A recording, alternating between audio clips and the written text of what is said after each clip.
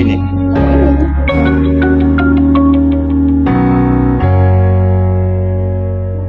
Oh, itu ada mic-nya. Ya, siapa yang ngecek? Neni. Ya,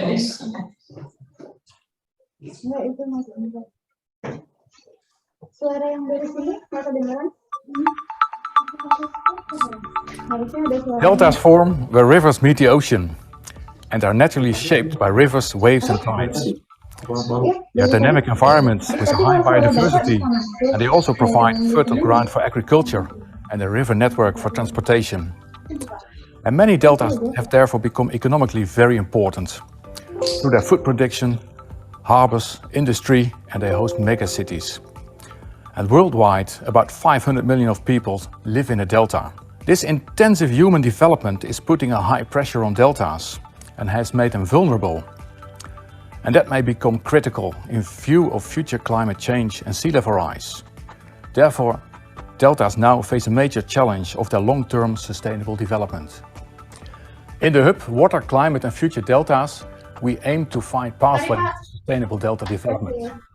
And that requires firstly, fundamental understanding of the present and the future pressures on deltas. And it also requires fundamental understanding of the functioning of the deltas as a system, thereby integrating the natural and the human components of that system. The first step is to understand the external drivers of the system, like sea level rise, climate change, water supply, food demand. These global scenarios and factors are downscaled to the delta level. Small external changes are important for what happens inside the delta. Flood frequencies may increase within decades to levels which are very difficult to adapt to. Social and economic development are other important dimensions that influence the pathways of future deltas and their inhabitants. But how the future will develop globally is highly uncertain. So we use a range of scenarios or narratives about how the future might unfold. We look at the scenarios used by the Intergovernmental Panel on Climate Change, called the Shared Socio-Economic Pathways, or SSPs for short. And these include, for example, a sustainable future, a future with high conflict and regional rivalry, or a future dominated by fossil fuel development. The second step is to increase our understanding of the delta system in an integrated way. The functioning of a delta system is determined by both natural and social drivers, controls, interactions between them, and feedback processes. The current state and development history form the starting point for current and future delta functioning and management. So what we need to know is, what is the current state of a delta system? How did we get there? How do different system components interact, and which ones can we influence? Climate change and human activities, such as intensifying urbanization, are adding increasing pressure on the delta system, making deltas and the population living in deltas even more vulnerable. An integrated and interdisciplinary approach is needed to oversee all the impacts and tackle the future problems. For several delta areas, both in the Netherlands and worldwide, we will answer the questions on drivers, impacts and solutions. Regarding, for example, floods and land subsidence, and incorporating aspects like regional economic development, institutional organization and legal arrangements. One of the major challenges to keep a densely populated and vulnerable delta area habitable is to find a good balance between economic development, urbanization and environmental protection. This requires a number of profound transitions, including a water transition, an energy transition and an agricultural transition. Governments have a large responsibility in the success of these transitions by setting policy goals on the international, EU, national, regional and local level, making policy plans to achieve these goals and to use their competences to implement these plans. This requires a close cooperation between authorities in these delta areas, and when they use their policy or legal instruments, they impact the long-established rights and interests of citizens and companies. The legal discipline studies how law can contribute and develop sustainable future pathways towards the achievement of transition goals, taking into account the rule of law, the principles of good governance, and the fundamental and human rights. Finally, with all this knowledge and together with practitioners, we can design storylines of future delta development that consider challenges such as land subsidence, flooding, salinization, land use change and urbanization, increasing water demand and freshwater scarcity, urban climate, restoring biodiversity and ecosystem services, and the governance and institutions that are needed to achieve this. Peatlands are fascinating ecosystems that can be found all over the globe. Siberia, Canada, Sweden, Scotland, but also in the Netherlands. We analyze which key processes are driving these ecosystems. We define restoration measures and develop strategies for sustainable use. I'm deeply convinced that restoration and sustainable use of the peat meadow area requires societal support and cooperation with those who benefit from their services. And for that reason we cooperate with water authorities, municipalities and provinces, consultancies and farmers for developing future scenarios until 2100.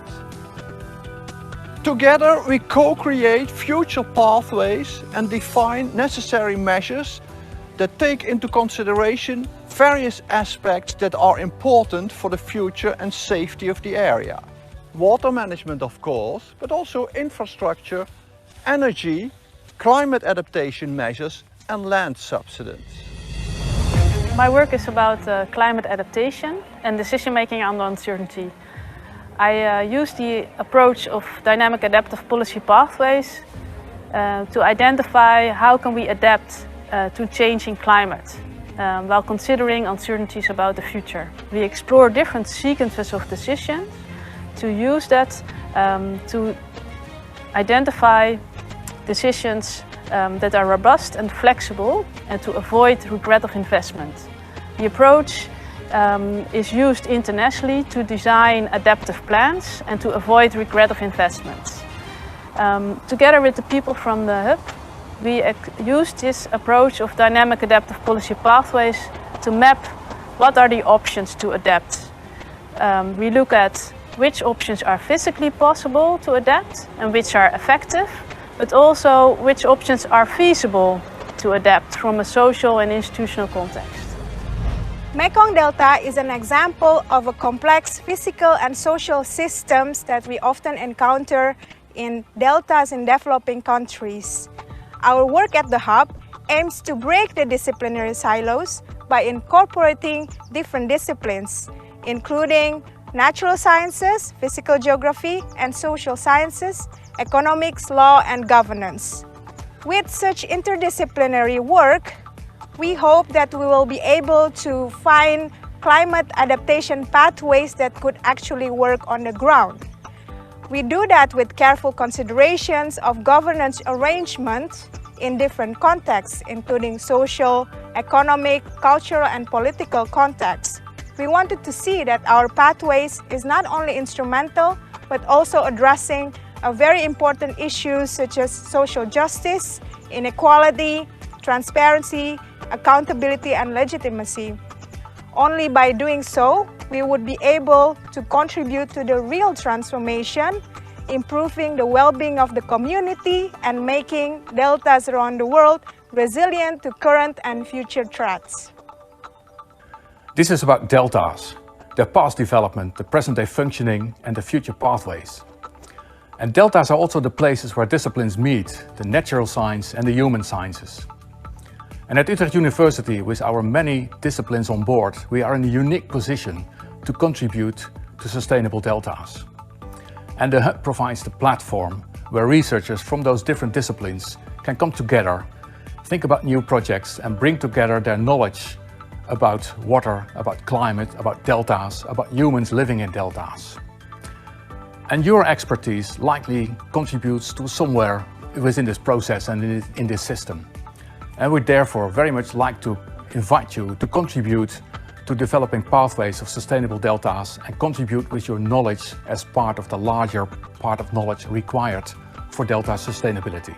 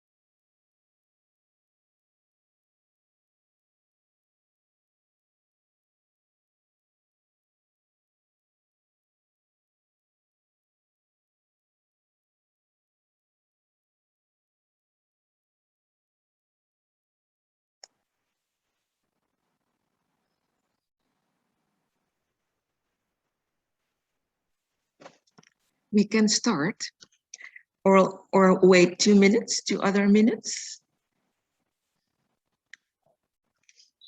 Let's wait for 1 or 2 minutes.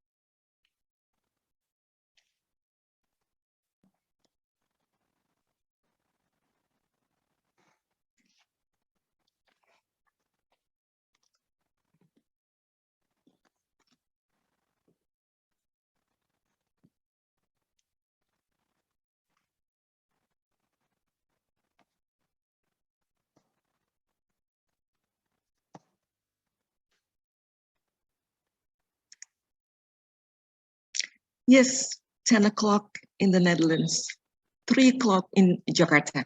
Good afternoon, Indonesia. Good morning, the Netherlands.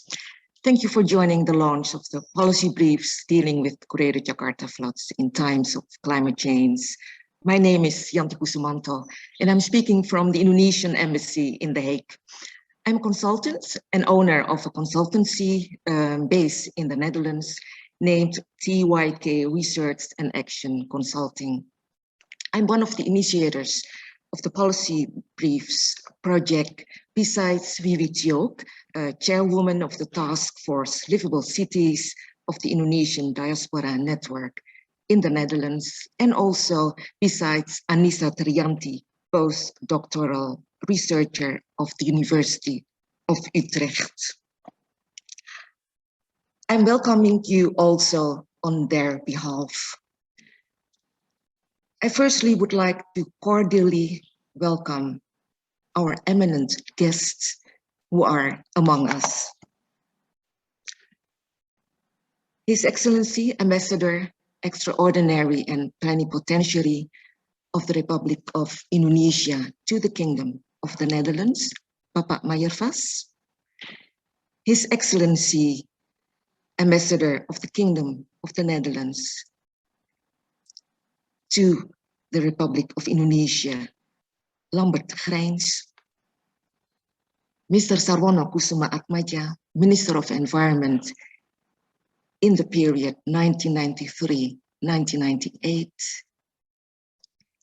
It is a great honor that the Indonesian Embassy has kindly hosted this event and has also kindly co-organized with us this important event. It is also a true honor that the Indonesian and Dutch ambassadors, as well as Mr. Sarwono, are available to deliver a keynote speech at this important event.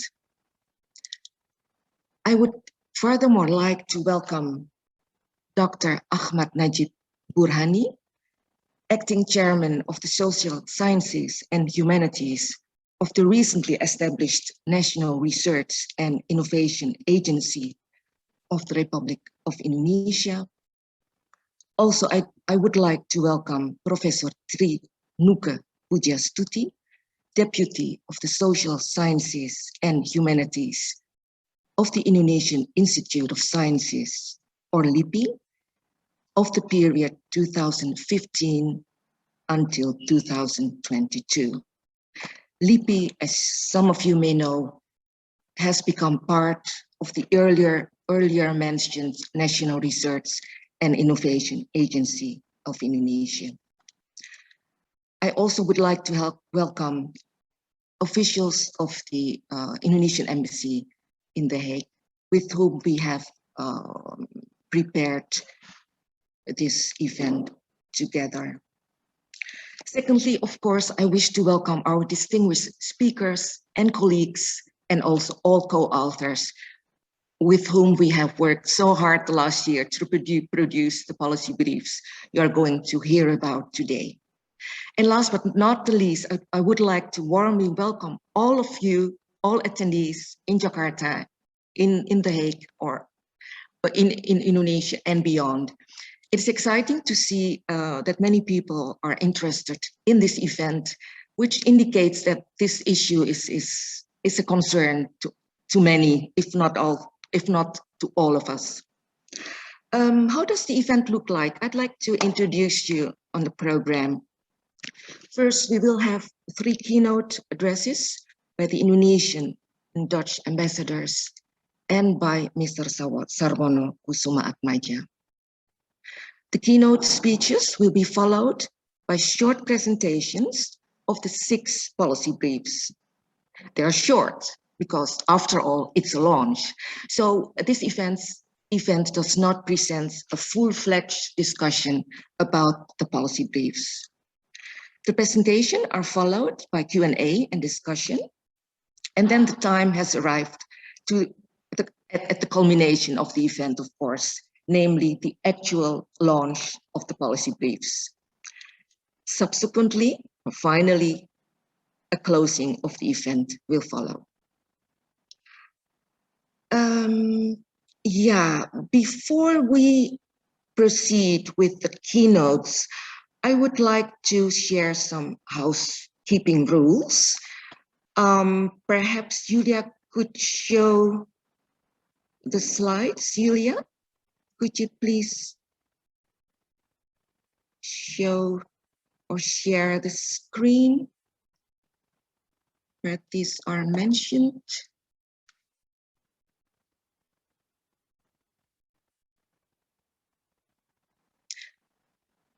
Julia, where the housekeeping rules, the etiquette, could you show that to us?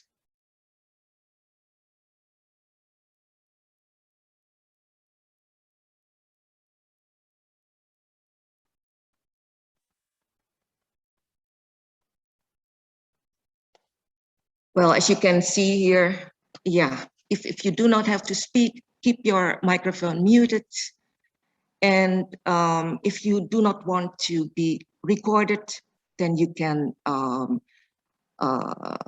would you say it, that you do not use your camera, the camera at your computer.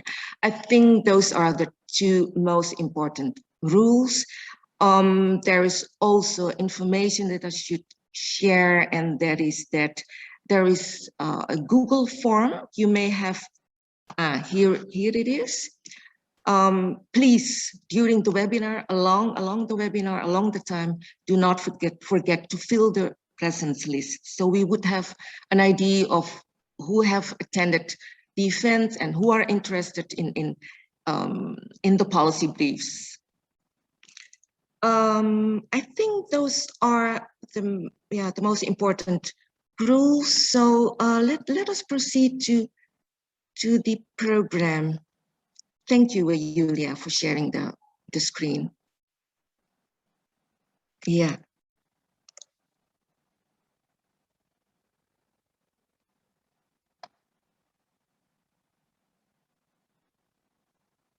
All right.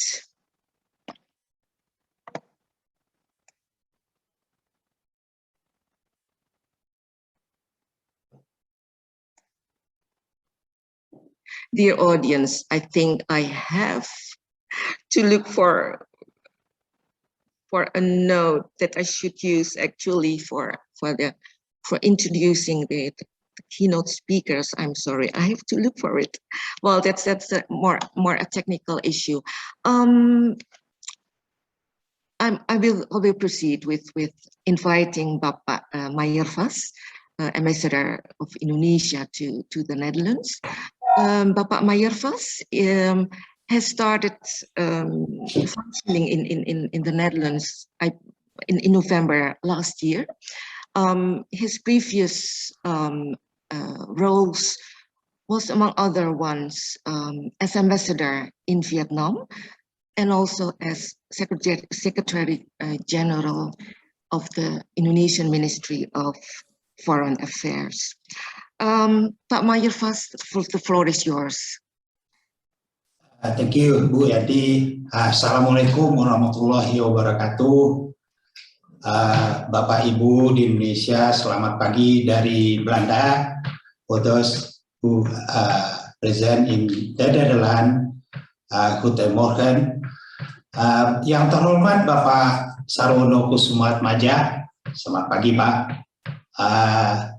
Yang mulia His Excellency Bapak Dubes Lambert Grange, Initiators, TYK Research and Action Consulting and IDMNL Task Force Livable Cities, Bapak Ibu, ladies and gentlemen.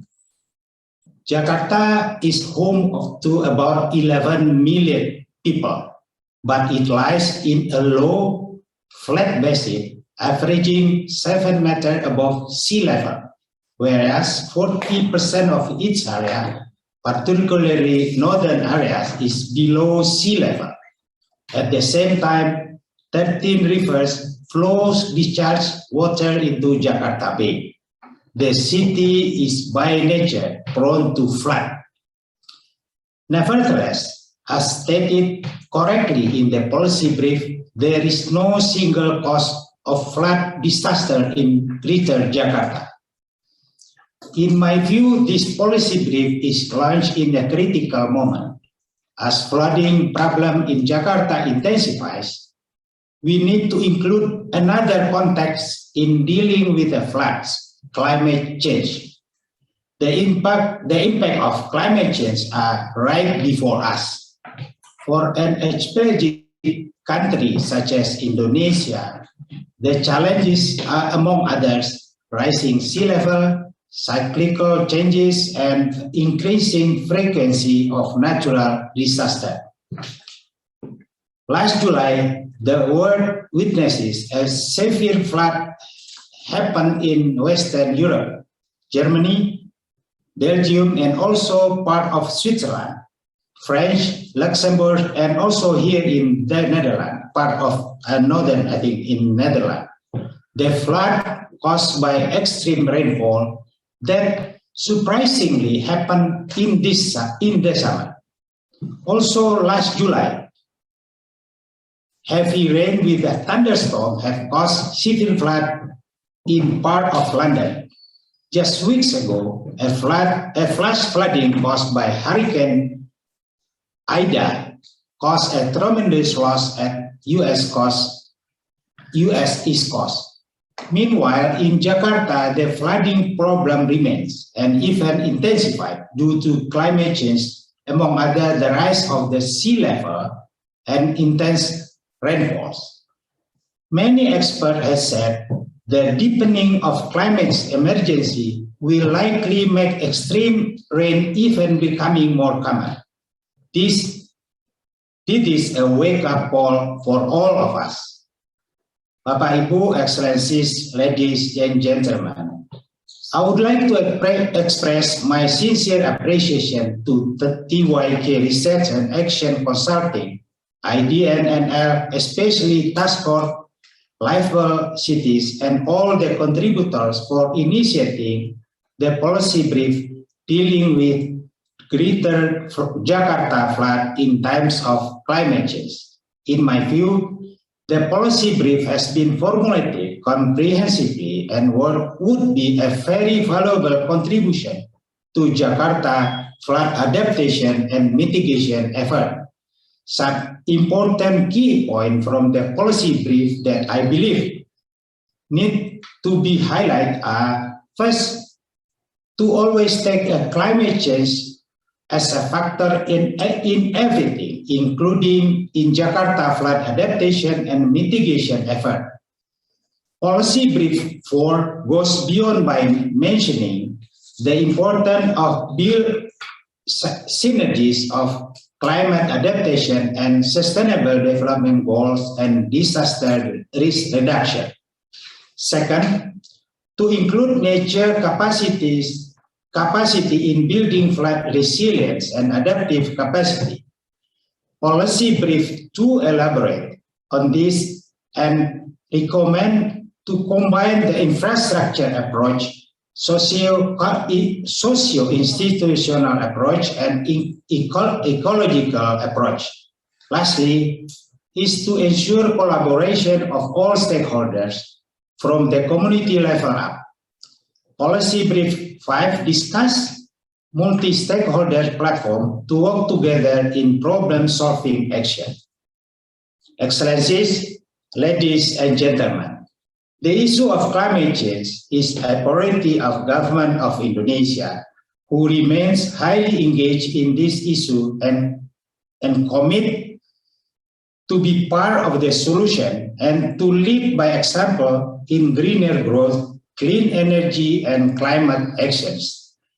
As an updated in climate change issue, Indonesia is currently on track in fulfilling the nationally determined contribution and NDC target to cut greenhouse gases emission by 29% by 2030 with own resources.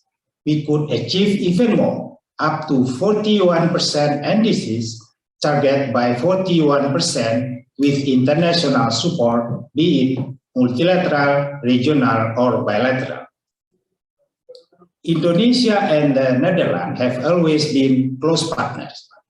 with long history of Dutch water management, it is only fair that Netherlands should be the right partner for Indonesia, particularly Jakarta, in dealing with flood in the time of climate change. In the event of Western Europe floods, I recall that the scale of destruction in the Netherlands was not the same as seen elsewhere. It was not likely due to decades of Dutch investment into flood preparedness. This could provide some key lessons to other countries, including Indonesia. During the Climate Adaptation Summit hosted by the Netherlands, one of the main messages of President Joko Widodo is to multiply global climate change action through solidarity, collaboration, and collective global leadership. Within this very spirit, I welcome these policy briefs with a high expectation that it will further foster Indonesia-Netherlands collaboration in dealing with Jakarta flood and in general in dealing with the climate change. Thank you very much. Terima kasih.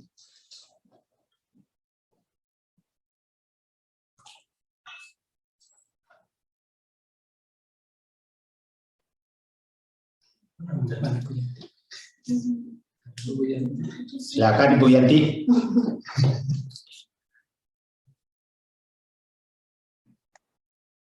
Yes, I'm sorry.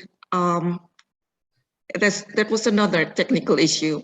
Thank you so much, Bapak Mayervas, for your insights and suggestions that are invaluable to not only to the group, but also to the wider audience.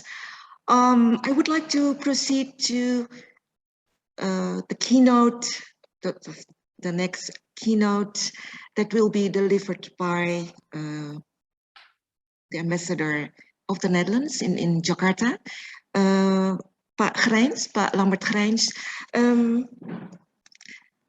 Yeah.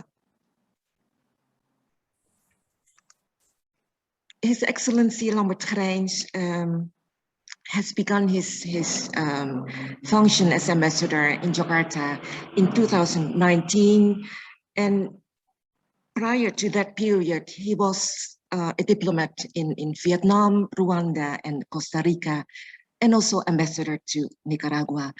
But the nice thing of having you, your Excellency, is that you have returned to the country where you grew up as a child.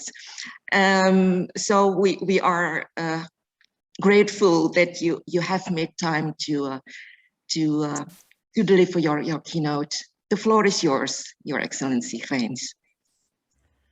Thank you very much, Bu Yanti, and thank you very much for having me here in this distinguished seminar. To start with, selamat pagi di Belanda, selamat sore di Indonesia. Yang Mulia Pak Sarwono Kusmatmaja, former Minister of Environment, Your Excellency Pak Mayervas, my friend in The Hague.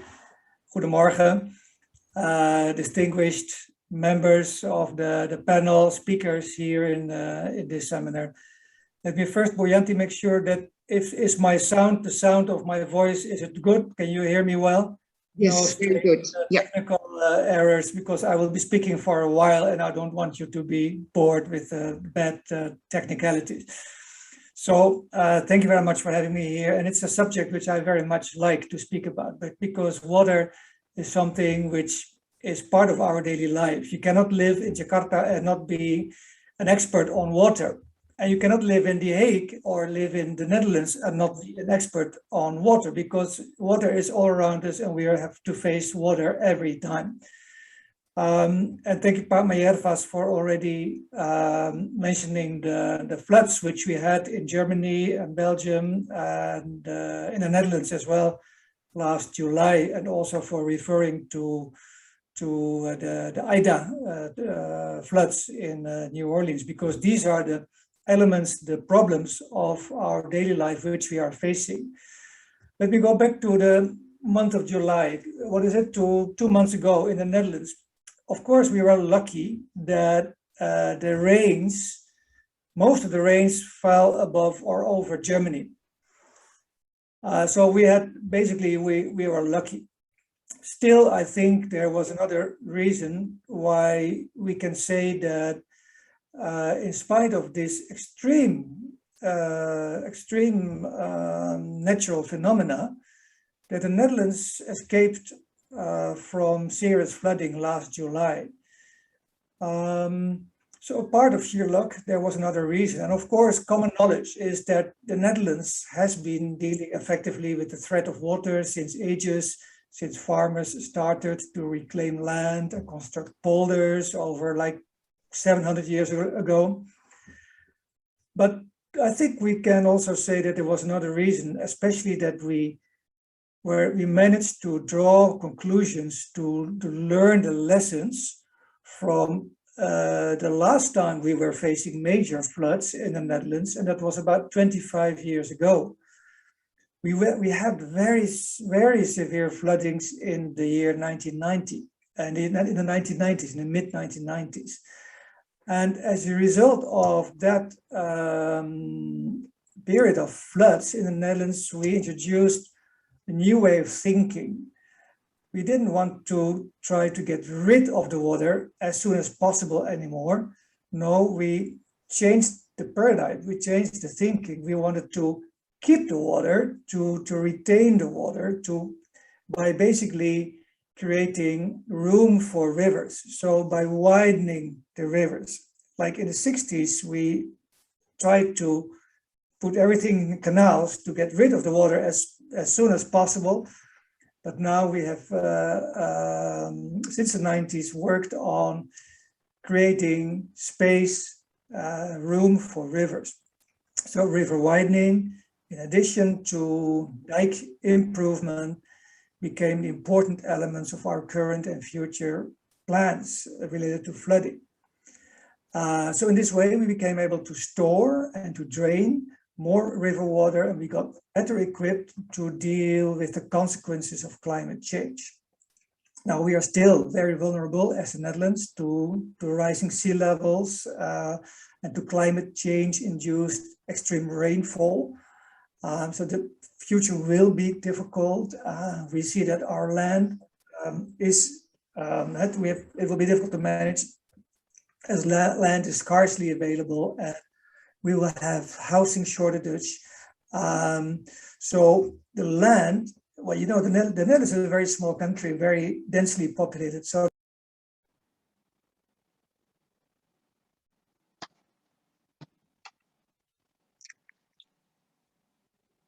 unmute, Pak Lambert. We cannot hear your voice. It's mute. Okay, yeah, I'm unmuted again. I don't know what happened. There was a spontaneous muting. So what I'm saying that the Netherlands is a very small country, so we need good coordination to make sure that we use our land, which is very scarce, in an optimal way. Coordination between ministries, between the different sectors, provinces, the municipalities, the water board, and also private sector. So if we have learned one thing of the last couple of centuries, it is that the work and the investments on water and flood management will never stop, and that a proactive approach is needed. Now, these are the lessons learned in the Netherlands. Let's now focus on Jakarta.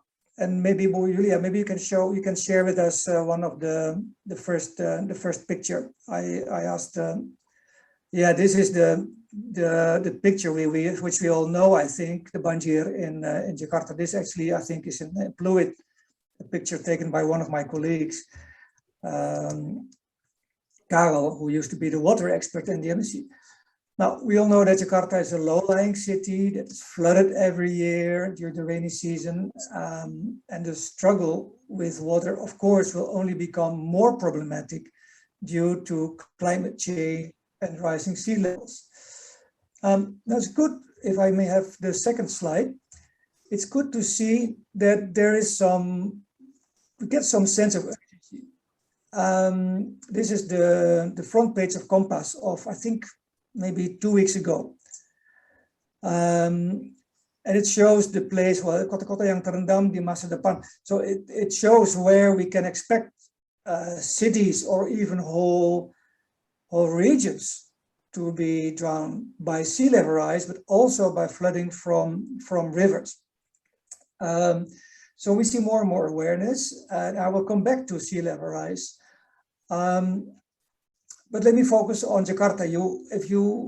I don't exactly know, but one of the areas which is on the Compass picture is indeed DKI, is Jakarta, of course, which is a well-known area of concern. Now let me go to that Jakarta area and look at the different dimensions of the problem. First, a few words about groundwater and groundwater extraction.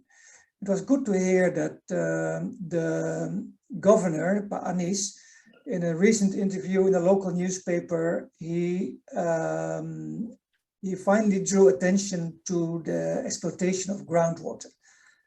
Groundwater extraction causes the land to subside, while by extracting groundwaters from aquifers, we see that fine sediment layers are compressed and that the ground level drops further.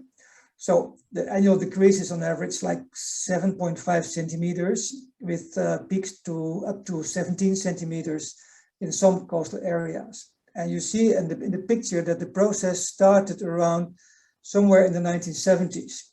I think when the main high-rise buildings in Jakarta along the Jalan Sudirman were starting to grow.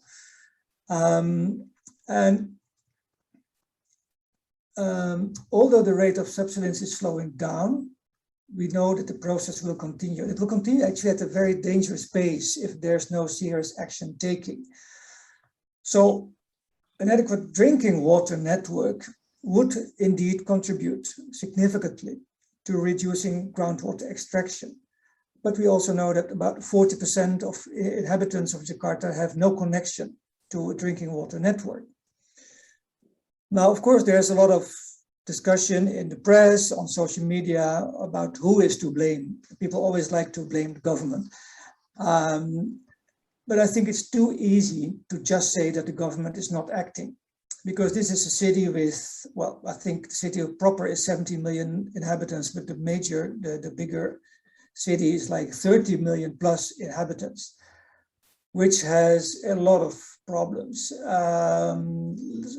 Think about waste, energy supply, pollution, traffic, housing, all major challenges for the city. So the government has to and intends to tackle these problems all at the same time.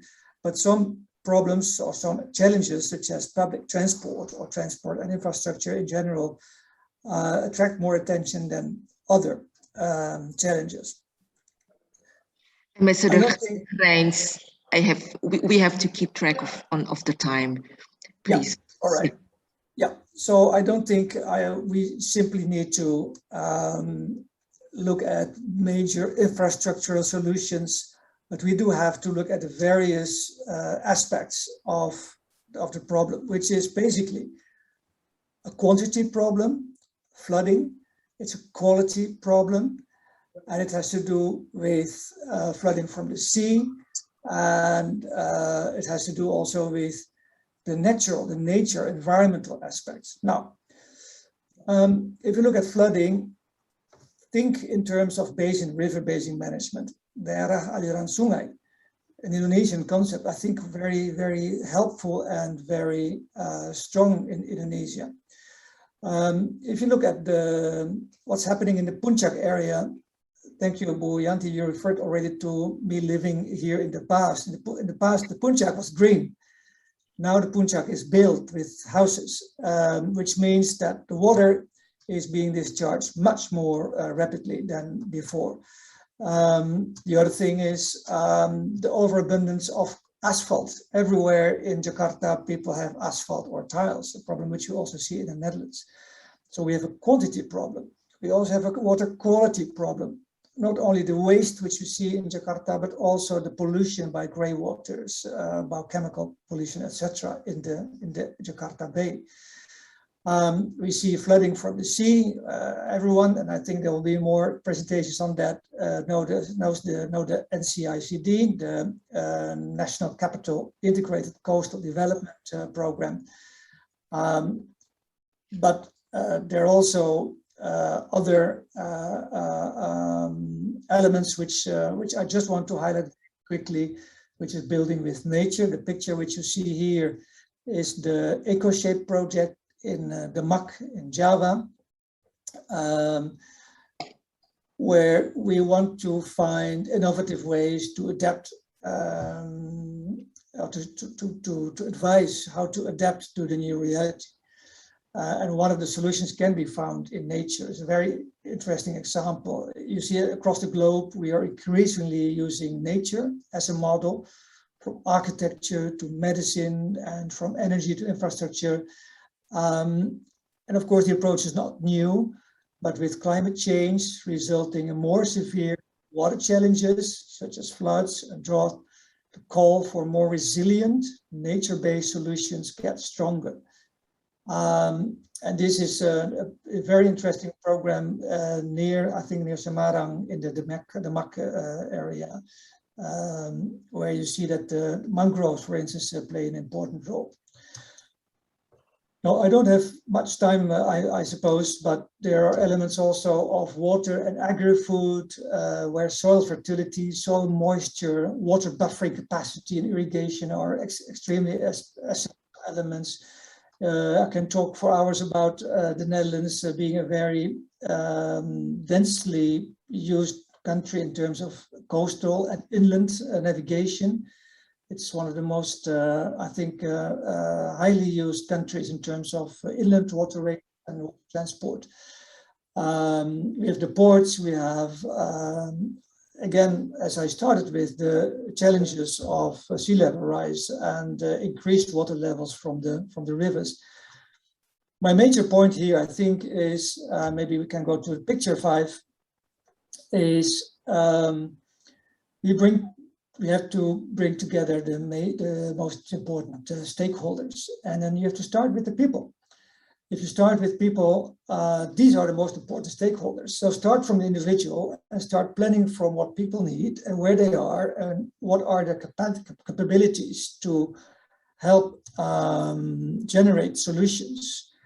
And from the people's level, try to find out what can be the role of a government, local governments, sectoral governments, the different governments in Indonesia, which are extremely important in a common, in their common approach to solutions. We have seen in the NCICD that not always there was an effective cooperation amongst governments, which has led to the NCICD to not always being successful in all its respects.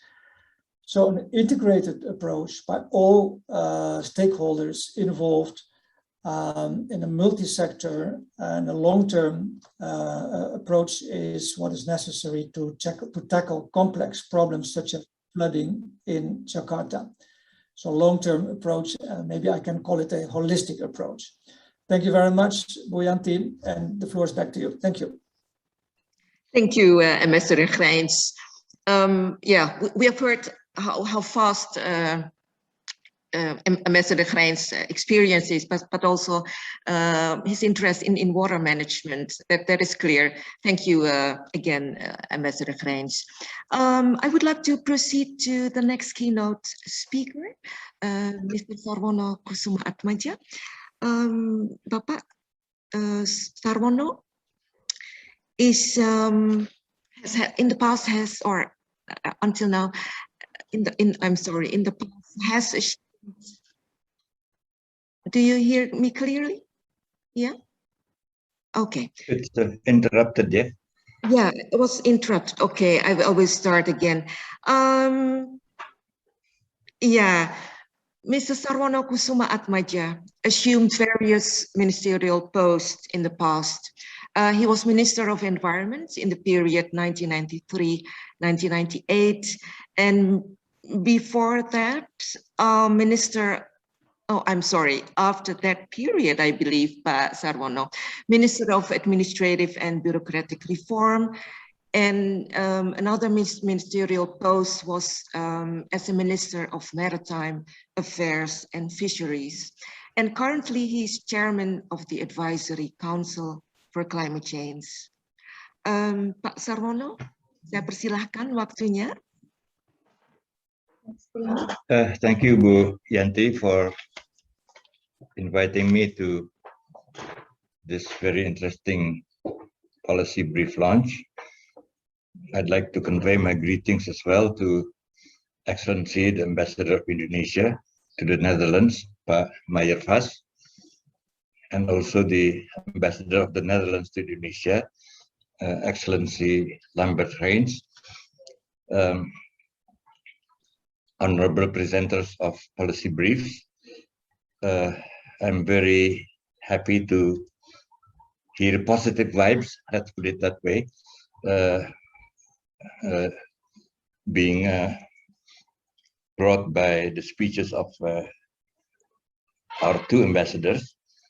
So there is a hint of closer relationships and cooperation between the two countries, the Netherlands and Indonesia, in dealing with climate change related issues in the common interest of both countries as well as the interest of the whole world. And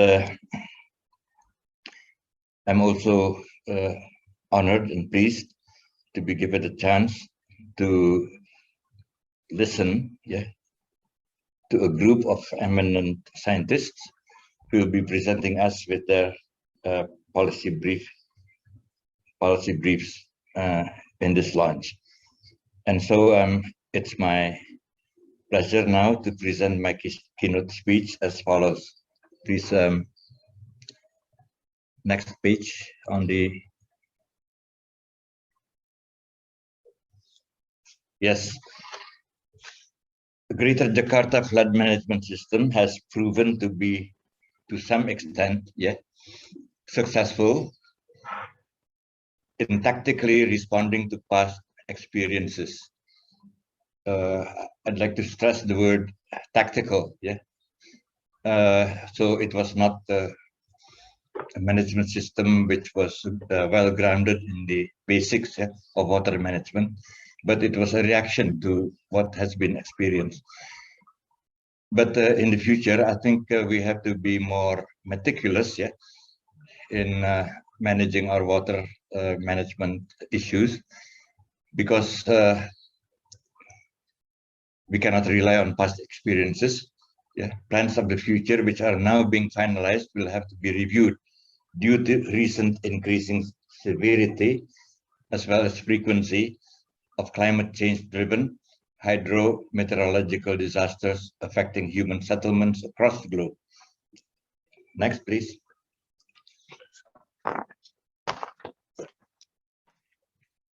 Then, in that sense, the Greater Jakarta area will not be exempt from the above general trend.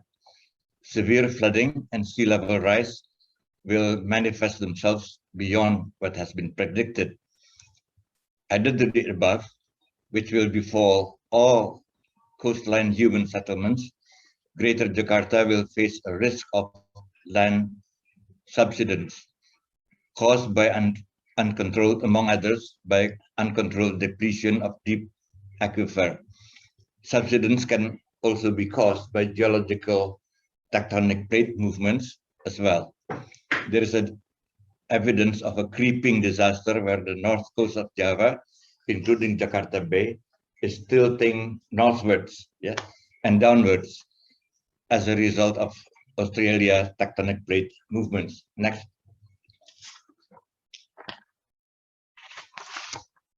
Climate change related disasters, not obviously in direct relation to floods, such as massive forest and bushfires, biodiversity loss, involuntary migration, famine, and conflicts are also happening at an alarming pace. I think we don't need to elaborate on this news, because everyone dealing with climate change issues would have to be familiar with the situation as it's unraveling before us now. In addition, we are still facing COVID-19 pandemics, seemingly unrelated to climate change, but contributing to the already massive disruptions. What the world is now going through can be likened to a perfect storm, which we have to go through while conducting adaptation and mitigation measures to survive, as well as to stabilize climate in the yet unforeseeable future. Next, please. The spatial planning of Greater Jakarta, in tandem with the development of the proposed new capital city in East Kalimantan, will pose a formidable challenge to scientists, planners, engineers, and academia. It will also present a tremendous challenge to public policies, governance, and international relations. No ready answers are available in addressing the perfect storm as such. There are opportunities, so I take it in a positive mood because there is no ready answers available. And then there are always opportunities for innovations, for resolve and determination in charting movements of people and changing landscapes. Next, please. Let me now end my address by proposing to the community of scientists, scholars, and other people of knowledge that effective communications and stakeholder engagements are crucial as an initial effort. The fearsome nature of accelerated climate change disasters will need emergency response of a complex nature. Finally, I'm keen to learn about the policy briefs presented by distinguished speakers who are with us today. Thank you.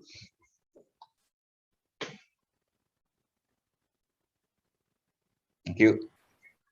Thank you, Pak Sarono. Thank you so much for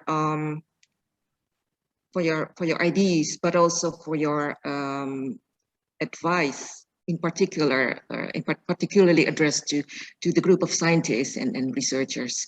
I think we would or we should take that along in our future works.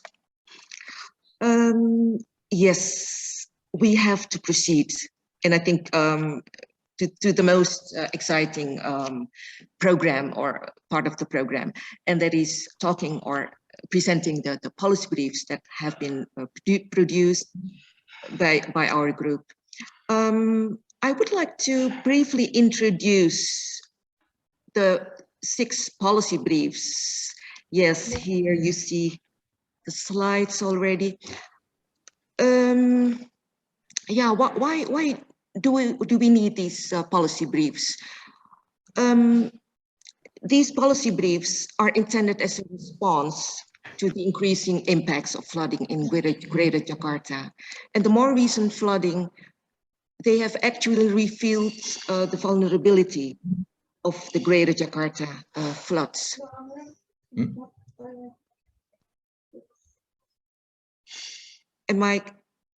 Can you hear me clearly?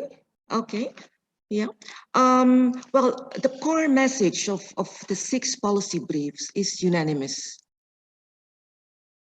It should be a wake-up call, not to a group of people, not only to the scientists or policymakers, but more widely to the public.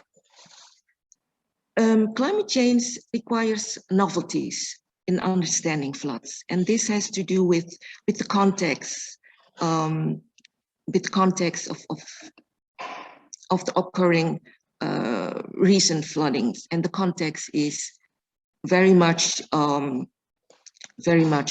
determined or very much contextualized by climate change. What are the policy briefs about, and who can use them? The policy briefs, they offer relevant, timely, and science-based insights and knowledge for use by policymakers and decision makers in relevant sectors, but also in civil society. It also that is the intention.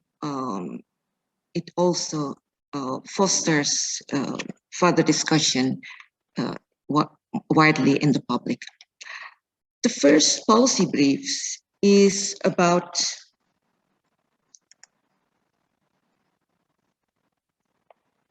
yes, here we see the slide, policy brief titled Flood Risk in Jakarta, Current and Future Challenges.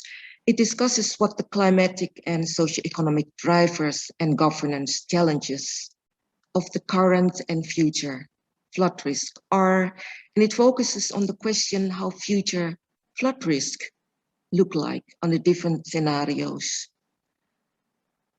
The following policy brief discusses 3 approaches to flood risk management for Greater Jakarta: the predominant infrastructure engineering approach, the ecological or green engineering approach, and the social, institutional, or soft engineering approach.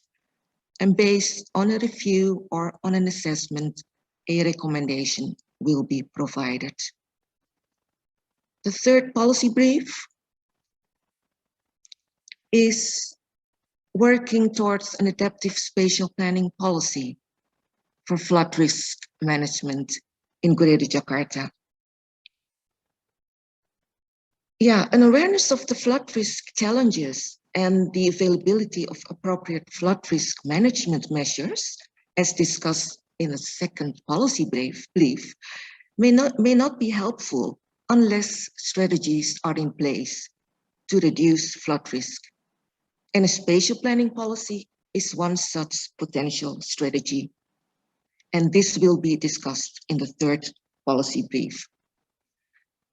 The fourth one will be talking about inclusiveness. Inclusiveness from 3 angles: the social, environmental, and economic perspectives. This brief asserts that this can be attained by building synergies between 3 global policy fields, namely the Sustainable Development Goals, disaster risk reduction, and climate change adaptation. And the brief will also present the results of a review of existing policies in Greater Jakarta. The fifth policy brief will be talking about multi-stakeholder platform for integrating flood risk management with spatial planning. This is yet another strategy to reduce flood risk, and stakeholder collaboration is thereby a must. The brief will give recommendation for the effective functioning of the coordinating agency as mandated by the Perpres, or Presidential Regulation number 60 of the year 2020 concerning the Greater Jakarta Urban Spatial Plan. And the last policy brief will be talking about capacity building. Addressing the flooding of Greater Jakarta, so despite policies, novelties in understanding floods may be difficult if human and institutional capacities fall behind. And this last policy brief have some ideas how to enhance capacities at different levels, at the institutional level, but also at various institutions. Yes, I think I should close off my introduction, and I will invite the first speaker to present his policy brief, Pak Yus Budiono.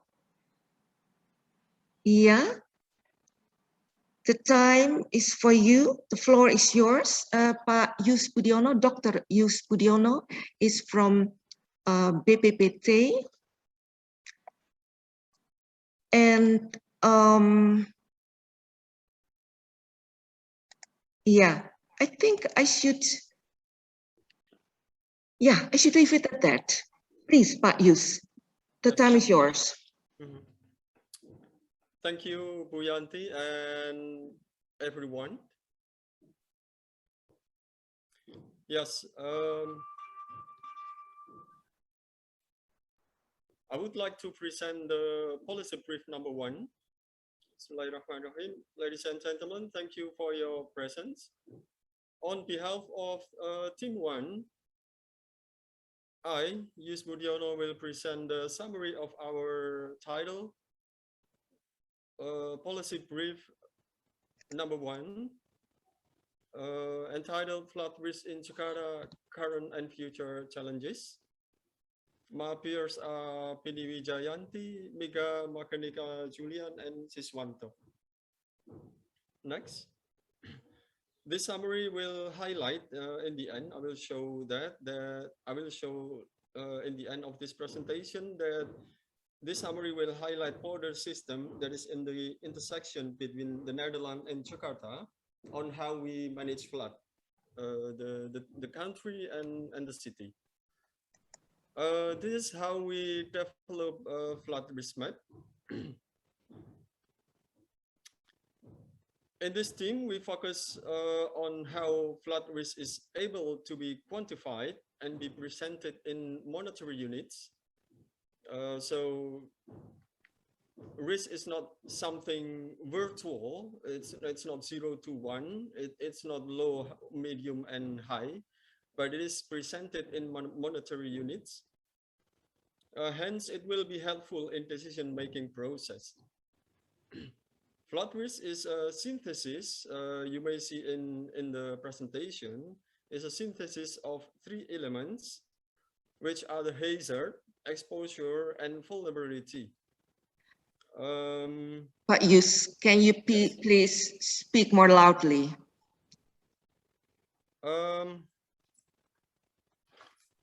Yes, thank you for the correction. I would start with the top map, which is the model hazard. We use the return period, flood return period 1 to 100, selected one between them.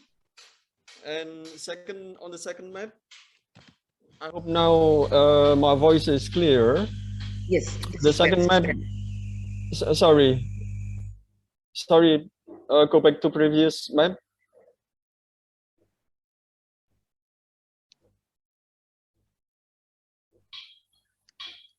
On the second presentation, on the second slide on the presentation, you see the second map is the exposure, which evidently is the land use map, the various land use map from 2002 up to the land use map plan 2030. And the third layer is the vulnerability curves or stage damage curve. The synthesis of the 3 will produce flood risk, flood damage, and then flood risk, or is the annual expected loss of flood in Jakarta. Next. Yeah, this is the summary of table of selected variable of flood risk in Jakarta that control flood risk in Jakarta up to 2030, present time and 2030. I'd like to show from the bottom up. We start with the if all variables will be included, flood risk will increase by 180%, which is also 280 more than the current risk. But we like to emphasize here that the major element is the major variable which is important is the land subsidence. I think this is in the radar of everyone, including the keynote speeches, that it will increase by 126. And then secondly is the sea level rise. The median value will be plus 14%. And something which need to be taken cautiously is the land use extrapolation that show a flood increase of plus 45%, which is that makes the land use change, the zero scenario or the do nothing scenario in the future will increase flood risk by plus 45%. But evidently, when we use land use map plan 2030, the flood risk will decrease by 12%. And the top one, or second from the top, is the impact of change of precipitation with the land use. With the climate change scenario, we implement 20 scenarios with different global climate models that in the future, 2030, the flood risk will decrease evidently, but we need to be careful to see this trend because the range is very wide. So we cannot say that, because the important part of climate change is the extreme events, which is more severe lately, like evidently for the past 30 years, extreme event is more frequent. Next. This is the final message of my presentation. We overlay the flood risk map with Polden System Plan 2030, which is available in Government Regulation, Governor Regulation in 2012. So we don't make up this polder system, polder lines, because it is already available in the government document. And on the right hand side, you see the green areas is the place where this management system will give benefit most. And the important part here I would like to say is that managing 12% out of 66 polder system in Jakarta will decrease flood risk by 80%. So this is like in the same trend as the Pareto portion, that managing 20% of the polders will be successfully to decrease flood risk by 80%. And this is what I mentioned in the beginning of my presentation. Thank you for your attention.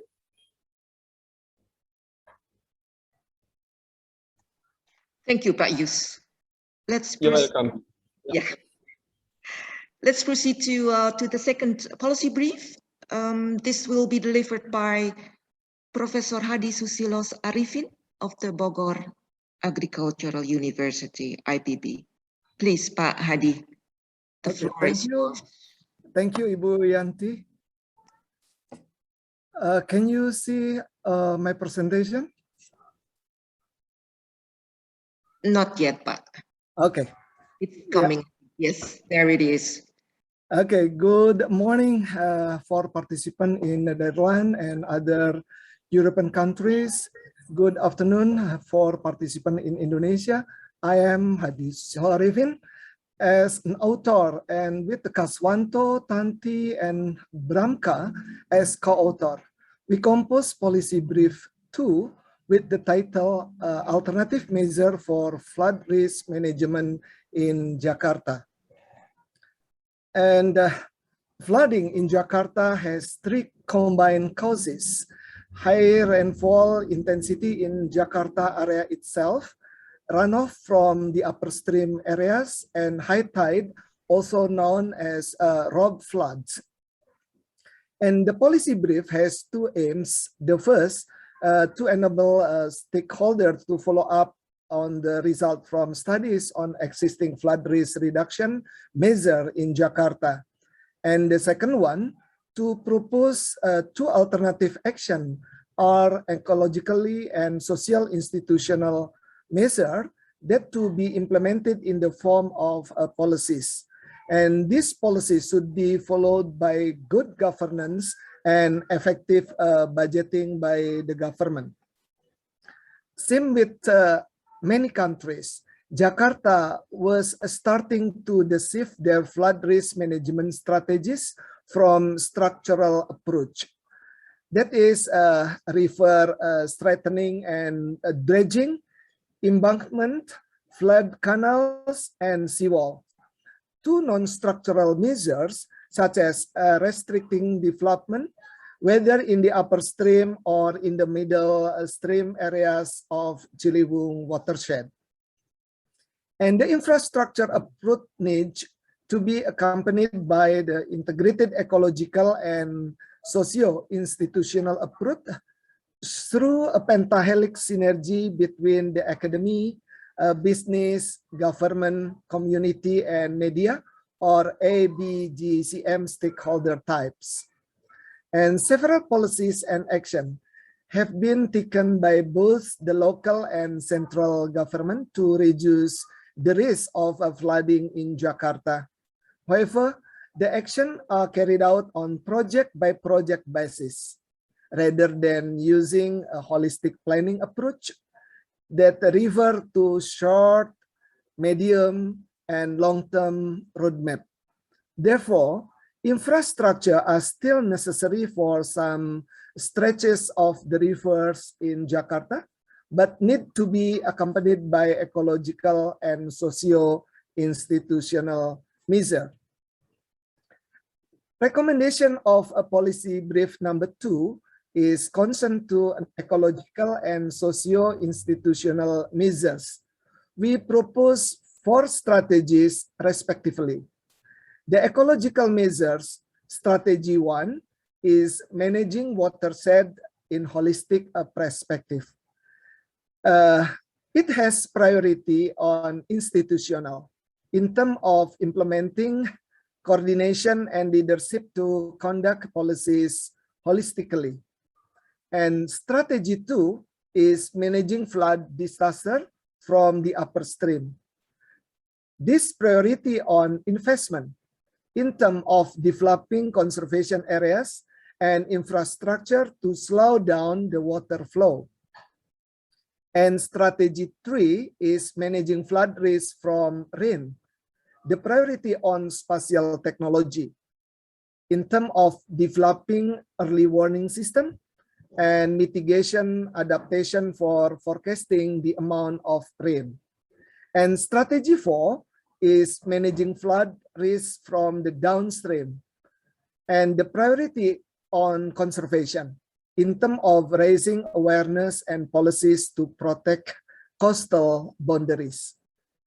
And from the perspective of socio-institutional measure, strategy 1 is establish an independent flood risk management agency, and strategy 2 is establish a public engagement environmental groups. Both of strategy 1 and 2 are mitigative to reduce the risk on and impact of flood disaster, to increase the effectiveness of planning and enhance the government's capacity to manage flood risk. Strategy 3 is improve effectiveness of family emergency plans, and strategy 4 is implement micro insurance for flooding. Both of strategy 3 and 4 are curative to reduce the socio-economic impacts of floods when disasters occurs. Thank you for your kind attention. Terima kasih. Thank you, Pak Professor Hadi, for your presentation. Let's proceed with the following presentation by Dr. Dian Afriani. She is of the Research Center for Ecology and Geospatial of the Lokahita Foundation. Ibu Dian, silakan. Thank you, Bu Yanti. I would like to share my screen. Can you see it, my screen? Yes. Okay. Yeah. High Excellency Pak Mayervas, High Excellency Pak Lambert, yang terhormat Pak Sarono, and the initiator of policy brief, and my fellow scientists. Good morning and good afternoon. Thank you for the opportunity to present our ideas in this conference. On behalf of policy brief number 3 team, I would like to share how spatial plan could act as an instrument to reduce flood risk. New Urban Agenda promotes spatial plan as instrument to strengthen urban resilience. In the context of urban resilience, various flood management measures, as discussed by Professor Hadi previously, could accommodate it into spatial plan content here. However, the existence of spatial plan does not necessarily reduce flood risk in the future because ineffectiveness of spatial plan implementation and failure in choosing appropriate measure based on flood risk condition and ecological constraint. We review Perpres 60/2020 on spatial plan of Jabodetabek Punjur, but unfortunately we don't have access to the map in order to analyze it spatially. However, the Perpres acknowledge Hulu Tengah Hilir of watershed area for land use allocation, and it accommodated various flood management measures in its spatial component. However, it is still unclear whether the measure has selected and located based on ecological constraint as well as future inundation data as described by Pak Yus previously. We don't know whether inundation modeling data like presented by Pak Yus is considered during spatial plan or Perpres formulation. But in Indonesia, spatial plan formulation hampered by lack of data at local level and the obsolete analytical methods to predict nonlinear environmental degradation. As an illustration, this is our previous research on flood management measure within Bandung Spatial Plan. There are various measures to reduce flood risk on it, but the measures are similar in each location, despite the differences level of risk in each location. But since the Perpres has been enacted and act as a guidance for provincial and district government, the effectiveness of Perpres in achieving urban flood resilience will depend on detailing the Perpres into RT/RW and RDTR of provincial and district level, but need to consider future inundation data and the concerted effort between national, provincial, and local level to implement those measures.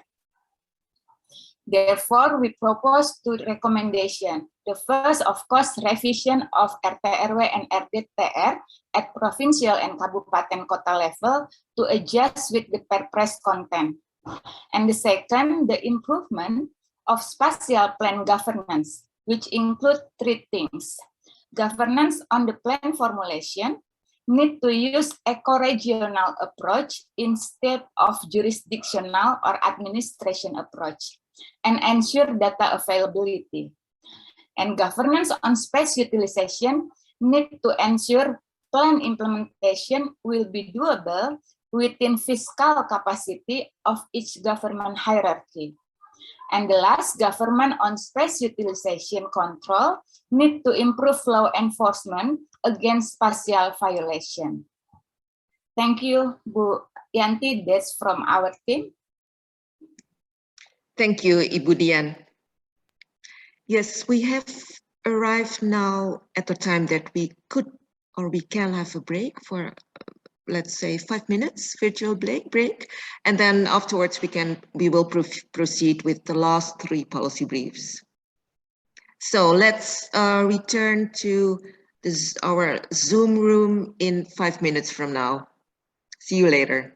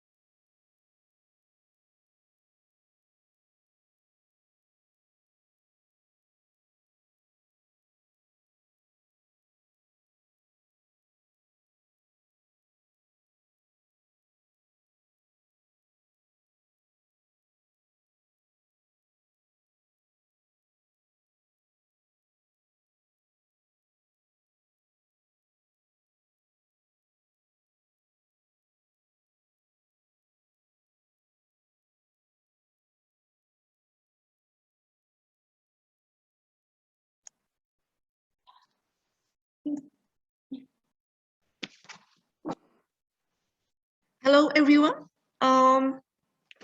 Welcome back.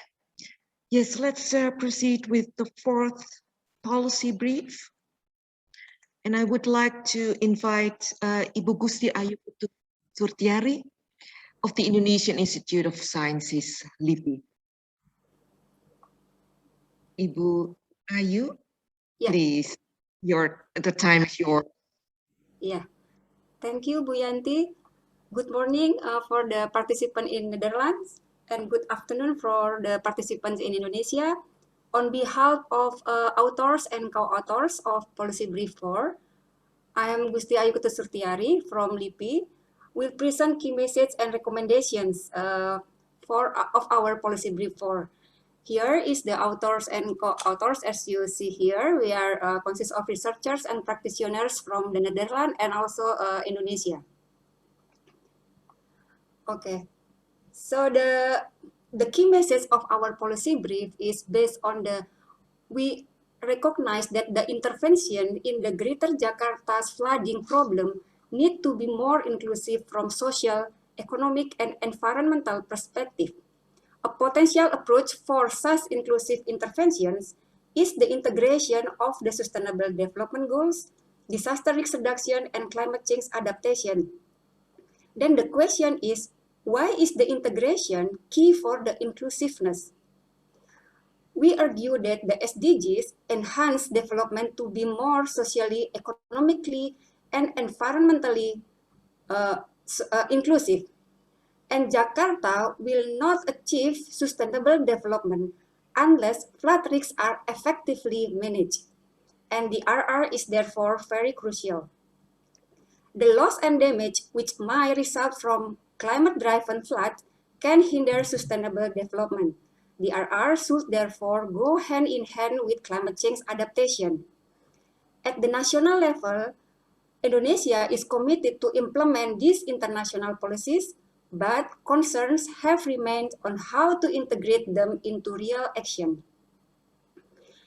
Our policy brief assessed 3 existing policies of Greater Jakarta to seek the opportunity for the SDGs, the RR, and CCA integration.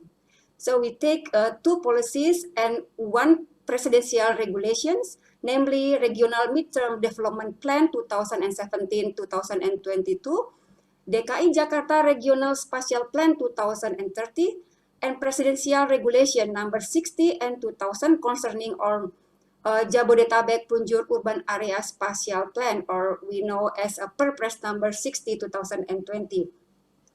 Based on the existing policies and regulations, we find that actually they already provide inclusive approach to implement flood mitigation in Jakarta. And then we can categorize into 3. First, socially inclusive. It mentioned about the importance of enhancement of equal access to public services for the disabled in community, society, and the elderly. And the second is women's advancement in flood risk preparedness and decision-making. The second, economically inclusive. It mentioned about the adapt accordingly public delivery in building back better activities. The second, structure and develop impact assessment frameworks to mainstream SDGs, the RR and CCA at programmatic and project level. The third, particularly from the Presidential Regulation number 60 2020, it highlights the environmentally inclusive. For example, it mentioned about the need for strong leadership in relevant line ministries and sectoral agencies. The second, eco-regional flood governance of Jabodetabek Punjur. And then the third, improvement of the natural elements in the ecosystem. Based on the assessment, we propose 5 main recommendations. First, make explicit SDGs, the RR, CCA integrations in flood policies and programs. The second, begin SDGs, the RR, CCA integration locally and assess impact regularly. So the integration can offer solace in advancing flood programs to account for vulnerabilities. Linking the SDGs, the RR, and CCA is most effective and efficient if initiatives complement existing programs that are already being pursued by municipality or local public services. So new programs are not always necessary. The third recommendation is enhance adaptive capacity to reduce vulnerability, mainly by developing planned adaptations, which refers to human action that is consciously undertaken in response to or in anticipation of changed conditions. The fourth recommendation is about transition to transboundary flood governance. We could implement this by developing integrated eco-regional flood governance, aimed at effective functioning of the Jabodetabek Punjur Coordinating Institute, as mandated in Perpres number 60/2020, and implement consistently strategic environmental analysis. And the last recommendation is about we still need to shape conditions for stakeholders collaboration, including capacity building. So that's our assessment and recommendation from social perspective. Thank you for your kind attention. Back to Bu Yanti.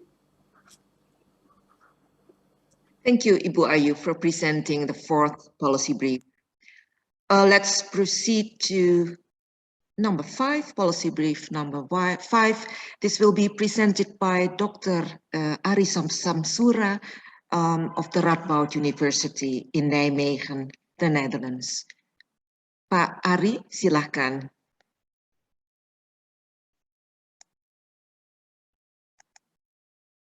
Can you all hear me now?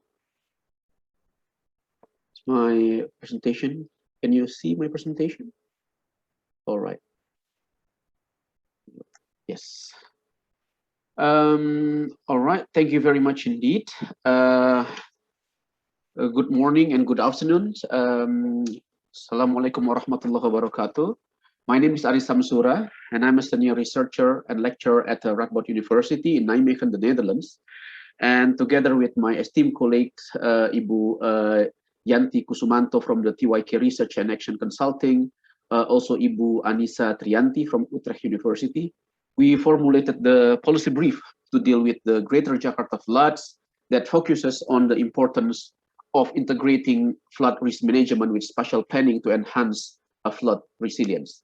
I hope I can give my presentation as brief, but also as clear as possible, because after all, this is a policy brief. So, yes, first of all, there is an abundance of evidence showing the significant correlation between the severity of flood events and the change in land use patterns.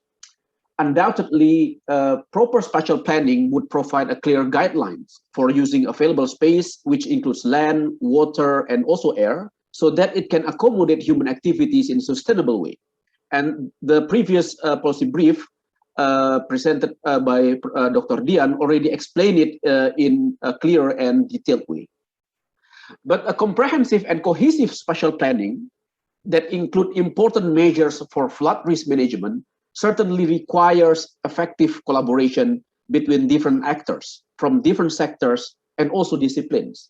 And as we can all easily agree, in practice, this kind of collaboration, more often than not, is quite challenging to be implemented.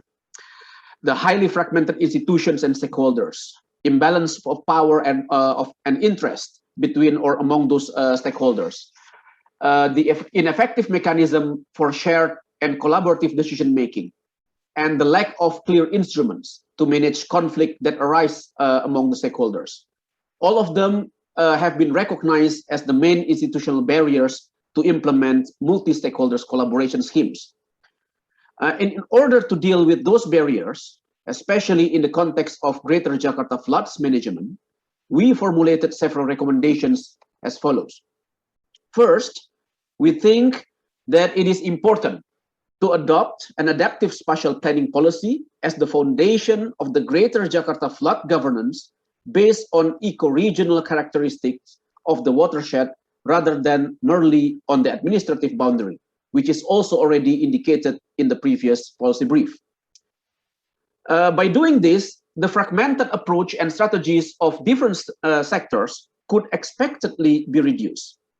we think that the coordinating institution for the management of the Jabodetabek Punjur special planning, as mandated by the presidential regulation or Perpres number 60, year 2020, which also mentioned in the previous policy brief, could be used as the vehicles to implement this so-called eco-regional approach. Second, we think it is important to identify and engage the stakeholders from the lowest to the highest level of governance to develop the integrated spatial plan, which accommodates the flood risk management for the Greater Jakarta.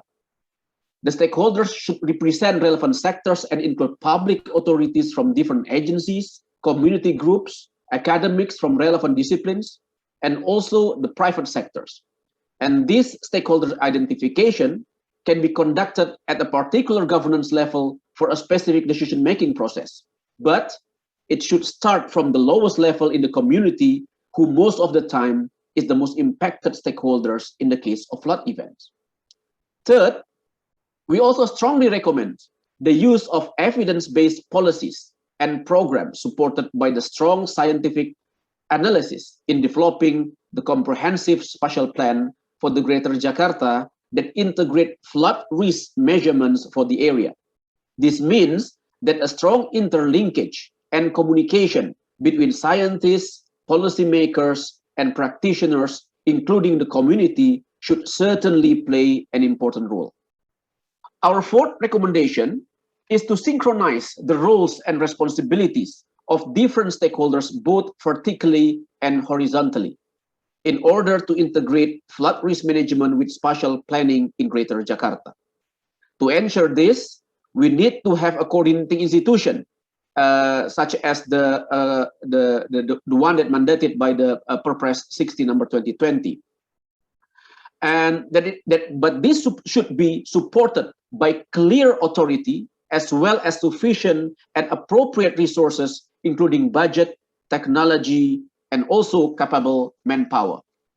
And the last but not least, it is important to develop a mechanism for negotiation, mediation, arbitration, and or adjudication to manage conflicts that arise between or among the stakeholders.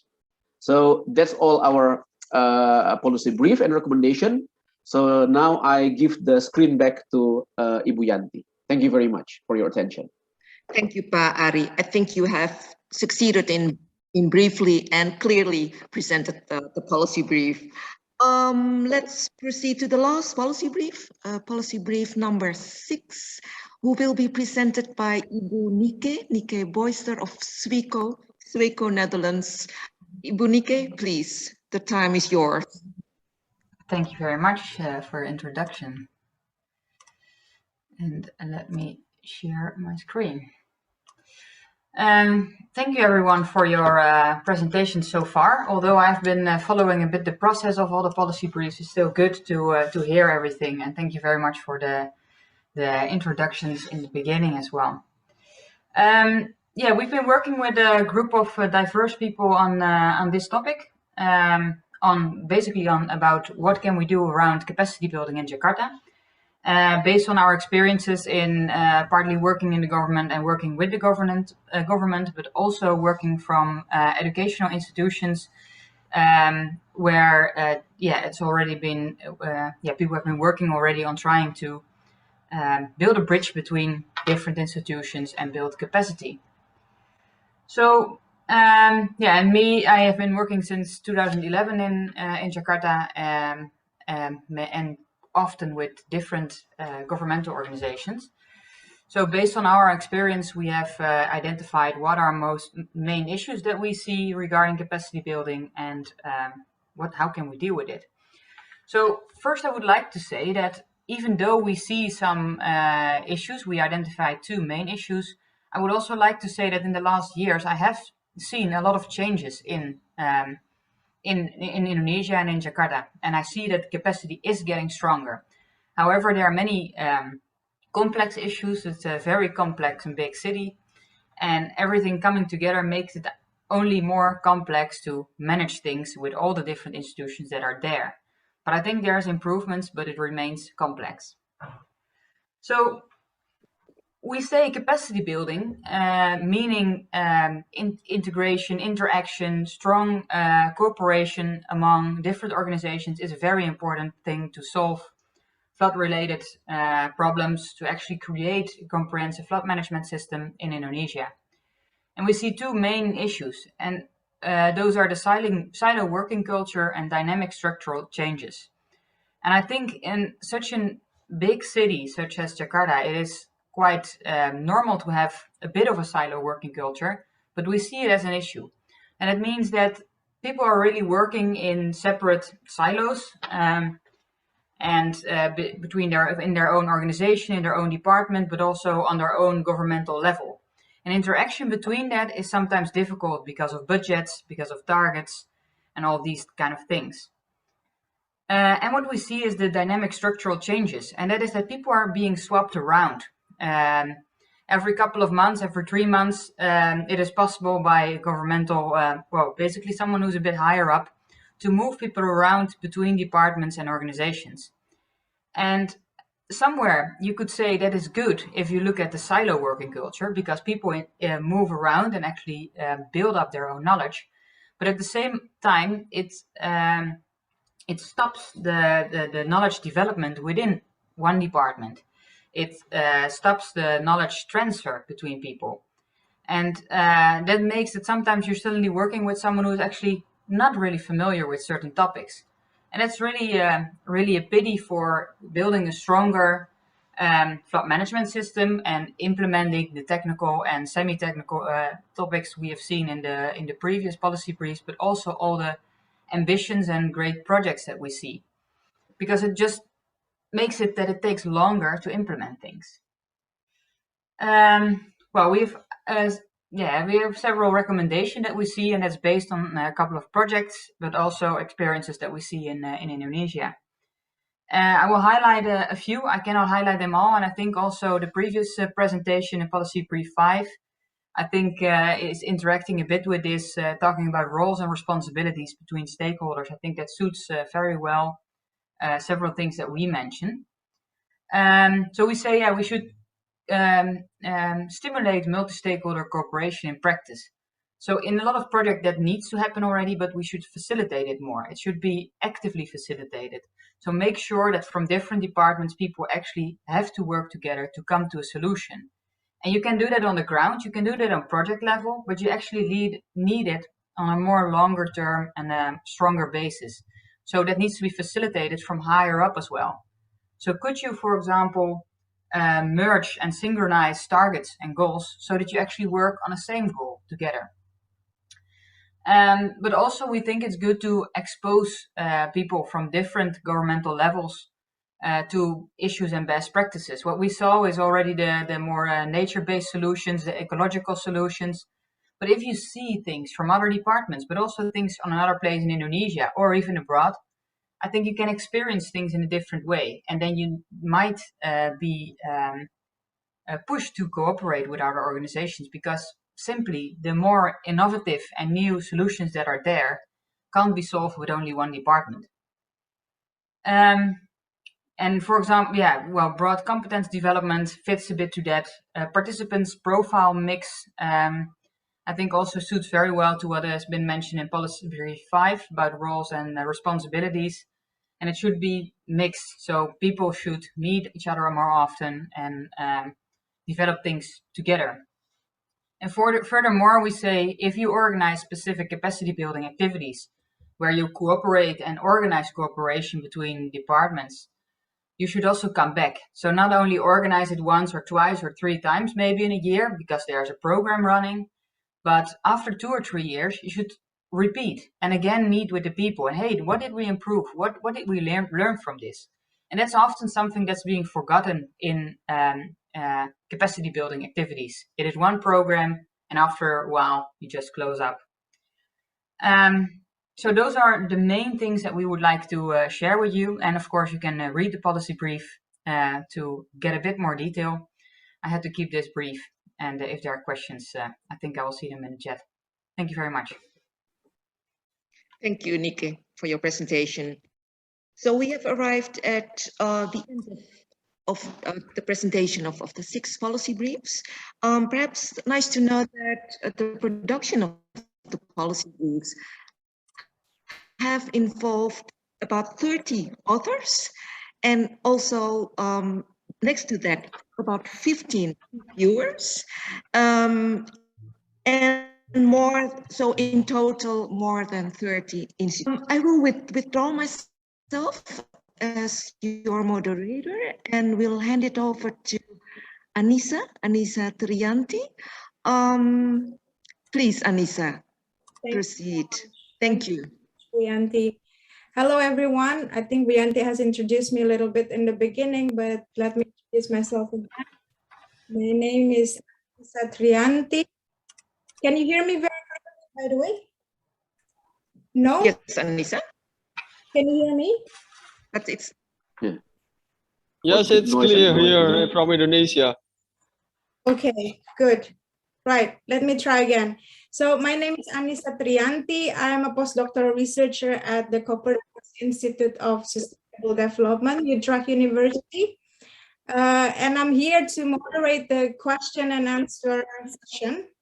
We have already heard a lot of very interesting presentation from the policy authors.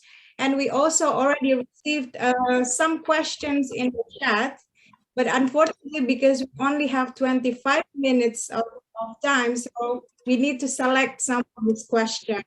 So if you have another questions that you wanted to be addressed, then please type it in the chat. And I think some of our authors would be more than happy to also answer your question. I hear myself double. Am I correct? Or is it clear for you? It's clear from here. It is, I think, clear enough. Yes. Now? Is it okay now? I think it's better. Yes. Good. This is better. So I use my headset now. Right. So the first question is from Sarah Abigail. I think this would be better to be answered by Pak Yus. She refers to the Jakarta Governor Regulation, I think number 52, year 2020, about the acceleration of the improvement of flood control system in the age of climate change. It requires compliance audit of the principle zero runoff on all tall buildings above 8 floors and or with land area above 5,000 meters square per year starting in 2020. So the question here is, how is the result of the implementation of this regulation as a variable of water management for the model? So perhaps, Pak Yus, do you want to briefly answer this question? Yes, thank you, Anissa, and thank you, Sarah Abigail. As I mentioned in the chat board as an answer, to be honest, that we haven't updated our model with this occurrence in 2020. But somehow, what's need to be done is, if we would like to see, if we need to see the effectiveness of a strategy of the policy, then we need to make an extensive survey on the assigned area, because this will change the rainfall and runoff model. Thank you. Thank you so much. Sarah, I hope you're happy with that answer, but if not, I would suggest you to follow up the conversation with Pak Yus after this meeting. So, yes, sure. Thank you, Pak Yus. So the second question is from Indra Lim. This is, I think, very much relevant to the measures policy brief too. But of course, all panelists are welcome to answer this question as well. Do you think the reclamation plan along the Jakarta Bay on the northern part of Jakarta could help and also be the solution to answer the flood issue in Jakarta? I would like to first invite Professor Hadi to answer this question, and maybe if we have time, other panelists would want to also answer this question. You're welcome. Pak Hadi? Okay. Yeah, thank you. Thank you, Bu Anissa. Okay, I will answer Pak Indra Lim according to reclamation plan along the Jakarta Bay. So one of our strategy is ecological measure. It means if something wrong in the north coastal area of Jakarta, the problem is tidal and rob floods. But if there is the development purpose and then make a reclamation for the long bay or in the coastal north coastal of Jakarta, should be thinking about how to conserve and how to protect those area. Not all for constructed building, but should be there is a blue open space and green open space. So if they make balance both for development for building and also provide blue open space by the mangrove forest or another urban forest, and also a blue open space like lake, or we call it situ or telaga in those area. So that will be good for development of Jakarta coastal area by reclamation. Thank you, Pak Hadi. I think this is a reoccurring discussion that we have, yeah, about which one is the best measures to deal with the issue of flooding in Jakarta. But maybe other panelists would want to react to this or have different perspectives. Pak Yus, do you want to add to that? No, I think the professor is all right. Sorry. Right, okay. Maybe other panelists, Mbak Ayu, for example. Yeah, thank you, Anissa. Yeah, I just would like to add small things, but I think it's very important about the one the aspect that we always neglect is about how actually we include inline the social engineering design. So when we design this reclamation, actually mostly about the engineering design, it means the physical design, and then social is just like embedded after that. So they consider and how to participate, but not the real design from the beginning. So I think it's difficult to mention that whether this is fit or not, but it is important to consider future risks that generate from the vulnerability of the people. So I only want to highlight that point, Anissa. Thank you. Thank you so much, Mbak Ayu. Very interesting discussion. But again, we have a very limited time, so I guess we should move along with another questions from Mr. Gerard Pichel. I'm sorry if I pronounce it wrong, and Ibu Dwi Aryani. This is related to the, maybe I should just read the question. Does the PU, so Pekerjaan Umum as a federal national water agency doing the same, following the green engineering concepts to adapt to future climate change impacts, at the same time mitigate the flood risk in its own area of intervention? Have there been a synergies between different institutions in this regard? Maybe Mbak Dian would have any response to this, and perhaps also Pak Ari afterwards, because this is also related to the issues of fragmentation, right? How to actually bring people together, institutional, relevant institutions together. But first, I would like to invite Ibu Dian to answer this question. Thank you, Mbak Anissa, and also thank you to Mr. Gerald Pichar and Ibu Dwi Aryani. So I would like to answer this in the context of planning.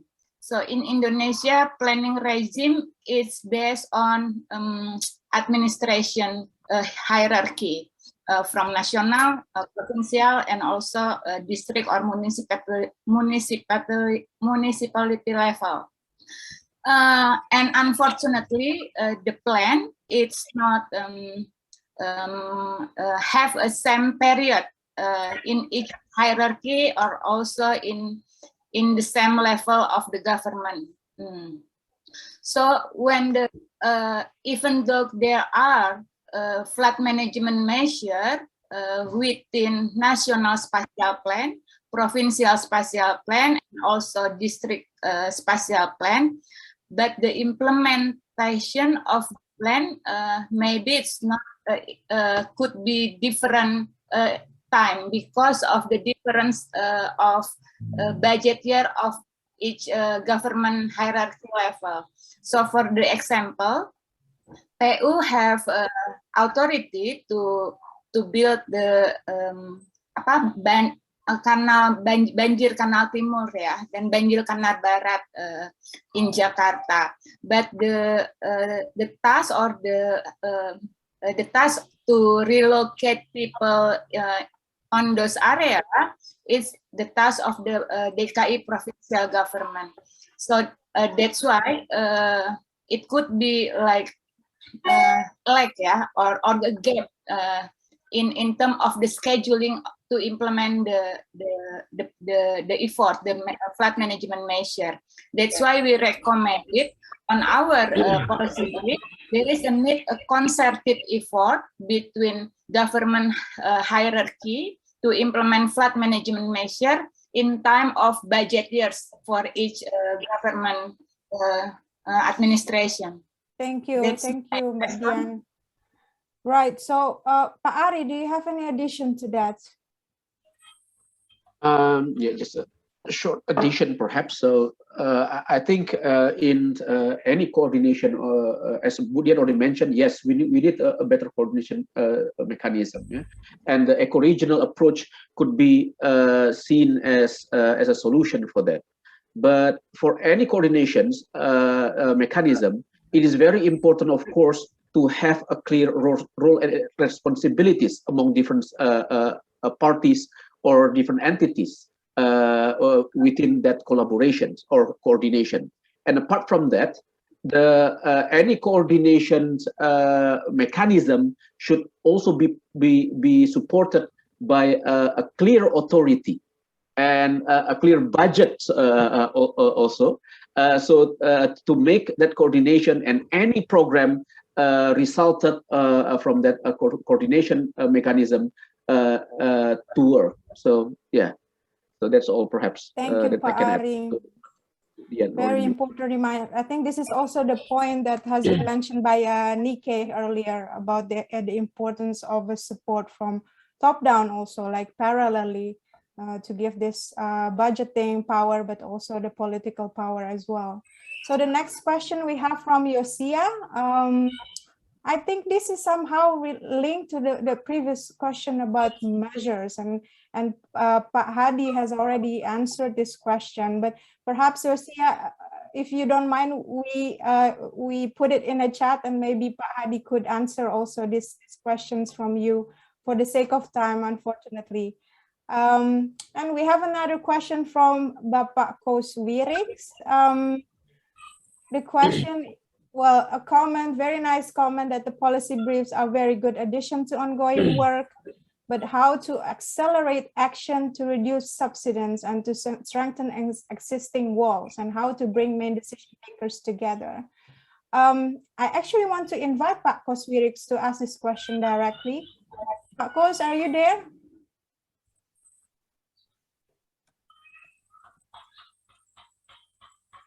Not? Okay. Then I think we can start maybe with Pak Yus to answer this question. From Yosia, or all three?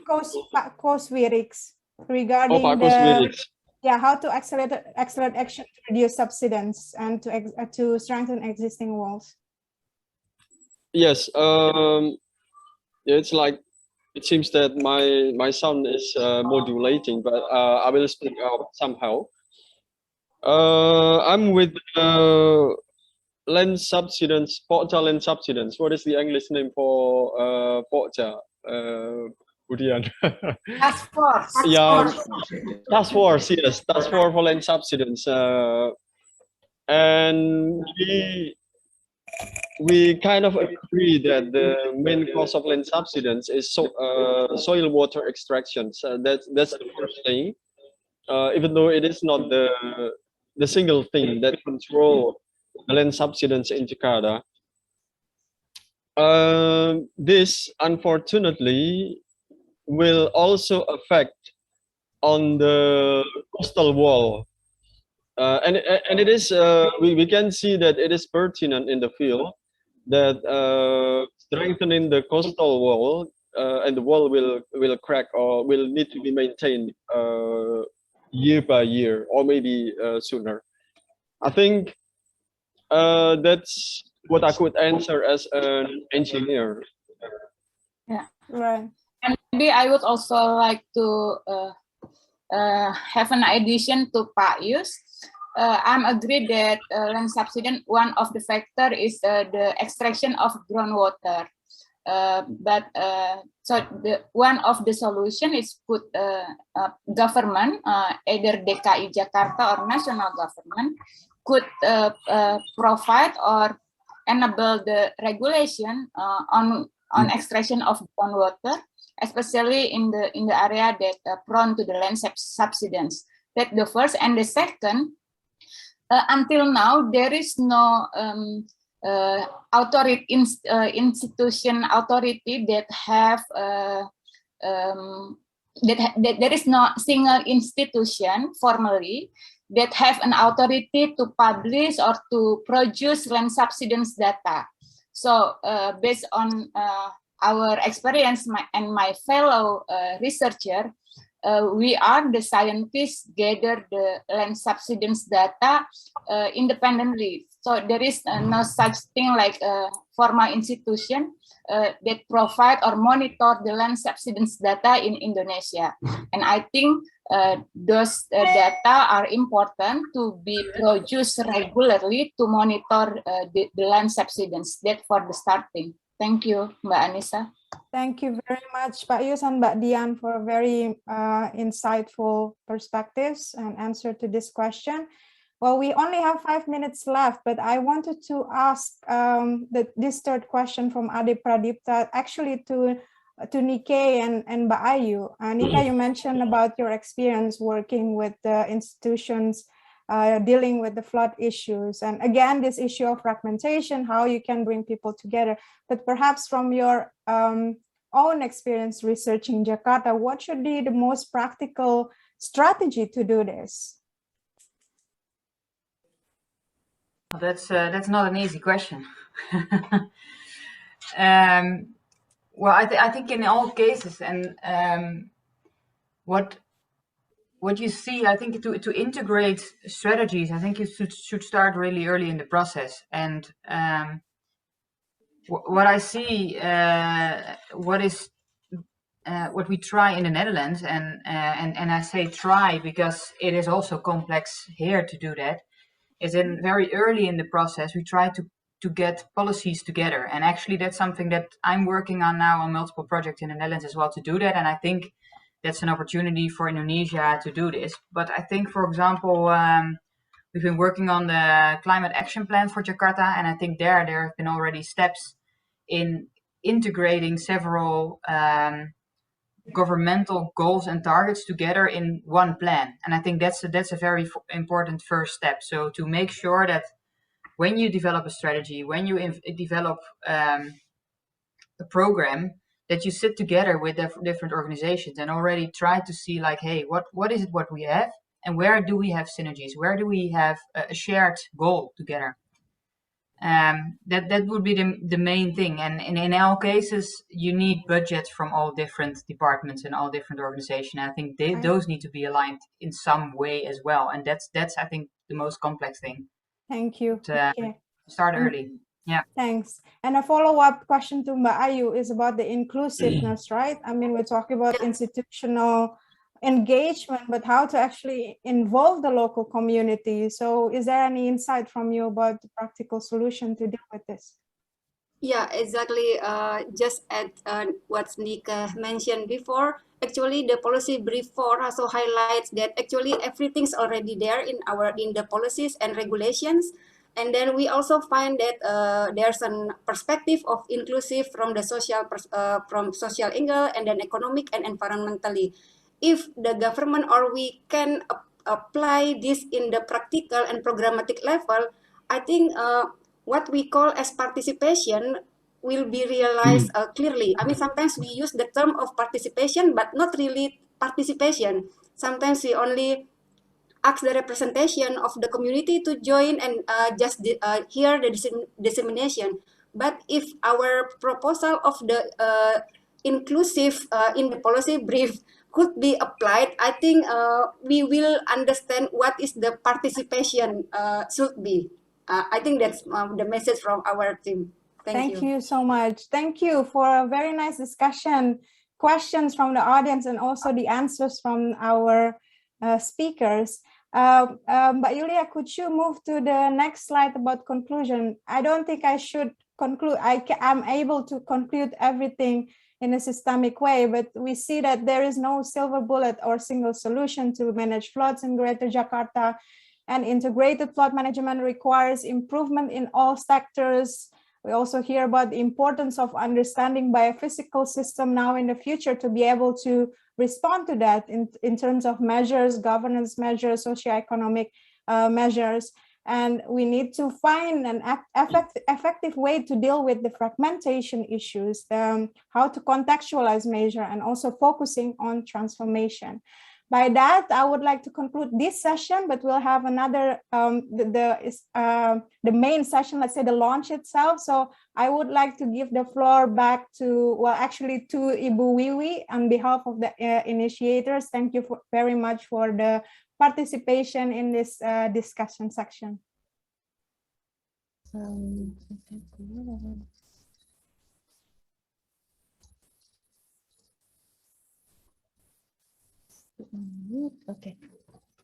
Okay, thank you to the audience for the interesting questions, and to Anissa for moderating the interactive Q&A. My name is Wiwi Chok. I'm here today in the capacity of the chair of the Task Force Livable Cities of the Indonesian Diaspora Network, the Netherlands. I am also a landscape architect, and in my daily life, I work at the municipality of Rotterdam. So we are heading towards the end of the event, but before that, I would like to give the floor to Professor Trinuka Pujastuti to give some remarks. Ibu Trinuka Pujastuti was the Deputy of Social Sciences and Humanities of the Indonesian Institute of Sciences, or LIPI, from 2015 to 2020.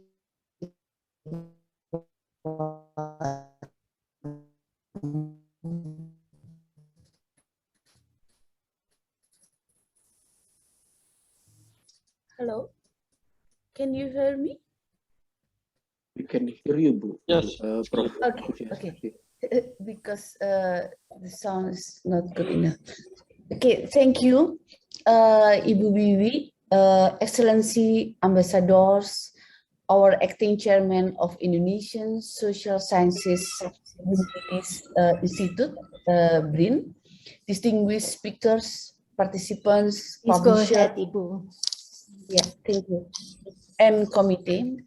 Good morning for the participants in Netherlands, and good afternoon for the participant in Indonesia. God bless you all, and also hope we are in a good health and stay safe. First of all, I would like to express my deepest pleasure for this opportunity. Yes? Is it freezing? Hello? No, Ibu Nuka, it's very clear. Go ahead. Oh, okay. Yes. Again, thanks a lot for this opportunity.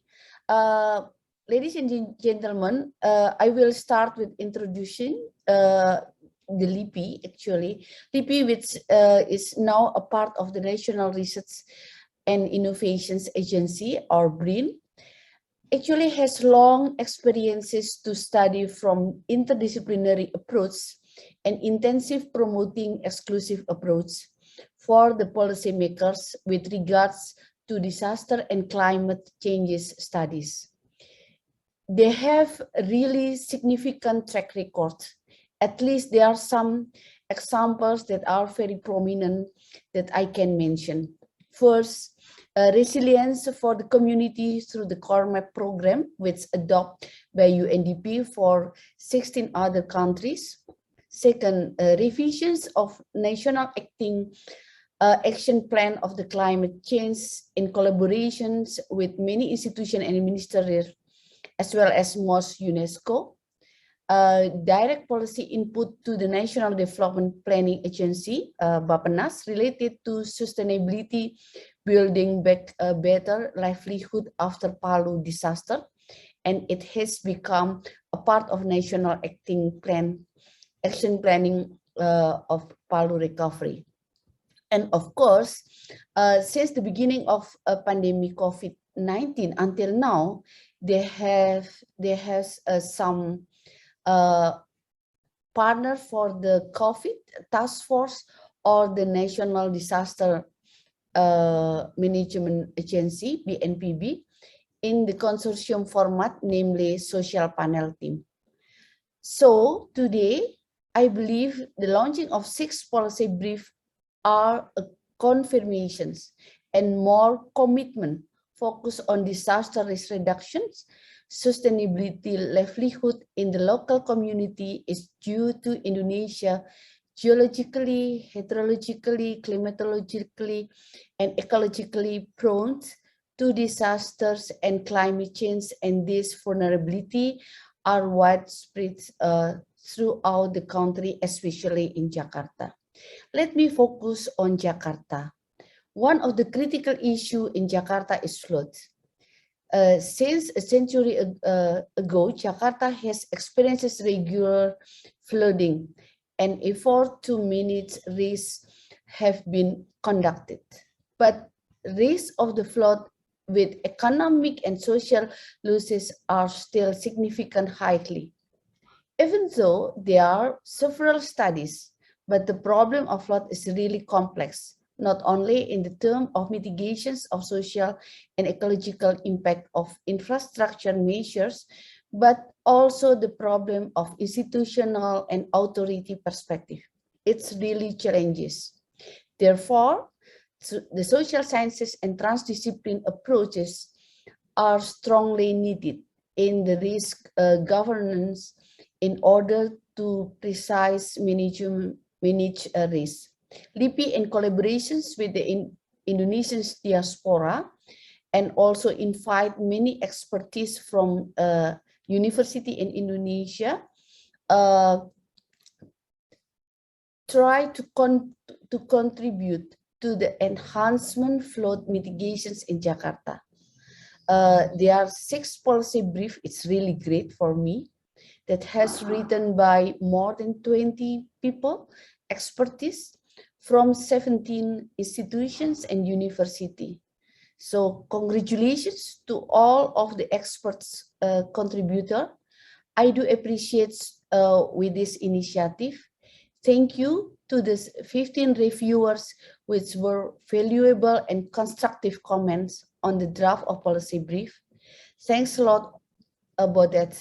And also special thanks for the collaborations publisher of those policy brief, TYK Research and Acting Consulting, Task Force Livable Cities of the Indonesian Diaspora Network in Netherlands, Utrecht University, and of course, LIPI BRIN. Yeah, in the future, we only have BRIN, not anymore LIPI, but we can say LIPI BRIN.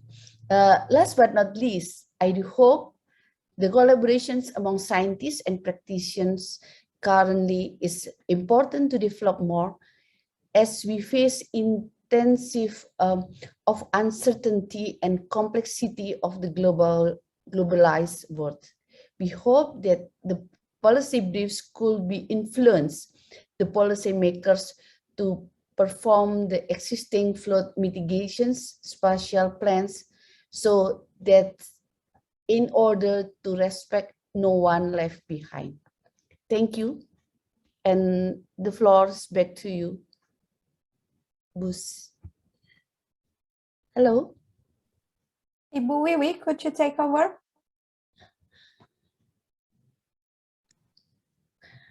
Bu Wiwi? Yes, thank you. Thank you so much, Ibu Nuka, for your inspiring remarks. I just switched computer with Yanti because the connection is not that well. Now I would like to go to present the launch video. At the end of this video, there will be a countdown, and I would like to invite His Excellencies Bapak Lambert Freins, and also at the Indonesian Embassy, I would like to ask Pak Febri, and Bapak Sarwono has left, unfortunately, but also Ibu Nuka, if you would like to join the countdown. Okay, thank you very much. Pak Denny, could you share the launch video? Thank you so much. Oh, I see.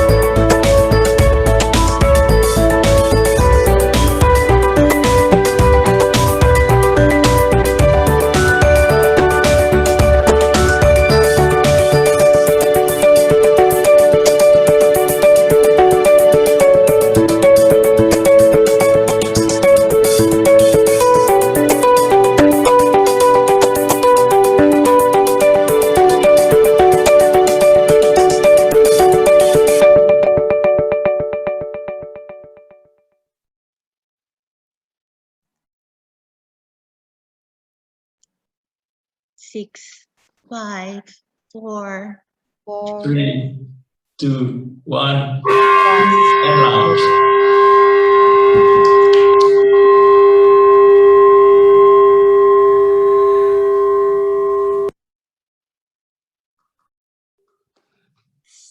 Okay, congratulations to all authors, presenters who have worked hard to complete policy briefs, as well as the reviewers, and our gratitude to the Indonesian MC who facilitated this event.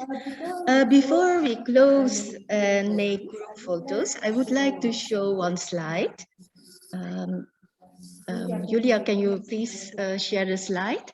It's an art installation, and we see here sandbags that normally are used to prevent flooding from going into the buildings or houses. In this art installation by Italian artist Rosa Barba, the sandbags are piled up on top of each other like a balancing fragile act. The installation is inspired by a poem by Emily Dickinson called Village of the Sea.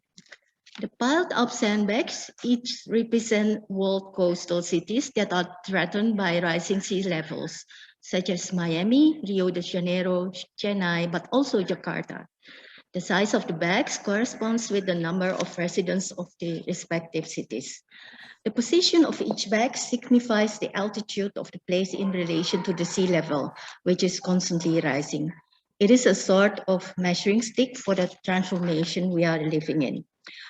A visual translation which reminds us of the rising ocean water. It is not meant as a threat which is putting our hopes down, but rather could activate a different approach in our daily life. The artist hopes that we will introduce more care and energy for repairing the environment. The artwork is a visual reminder to introduce the awareness as well as sending a wish and an offering out to nature. The installation, for who would like to see it, is at the city of Ostend in Belgium. And I would like to thank Ibu Lani Prajaraharja, who is the chair of the Indonesian Diaspora Network Nederland, for the photo. So with this last slide, I would like to close the webinar, but before that, we would like to make a group photo. And so please open your cameras if you would like to be in the photo and give your best smile. And also please don't forget to fill in the form of the attendance list so that we can get back to you should you have interest in the policy briefs. So on behalf of Yanti Kusumanto, Anissa Trianti, thank you for staying with us until the end. And thank you also to the Indonesian Embassy, Ambassador Lambert, Bapak Sarwono, and Ibu Trinuka Pujastuti. Yeah, we would like to make the group photo. Can Pak Denny assist us, or Ibu Yulia, please? Oh, Okay, we'll take the picture. One more, Pak Najib, Professor Najib, because actually he is the acting of chair. Pak Najib. Okay. One more for Pak Najib, and also Pak Heri Yogaswara. Okay, welcome, Pak Najib and Pak Heri.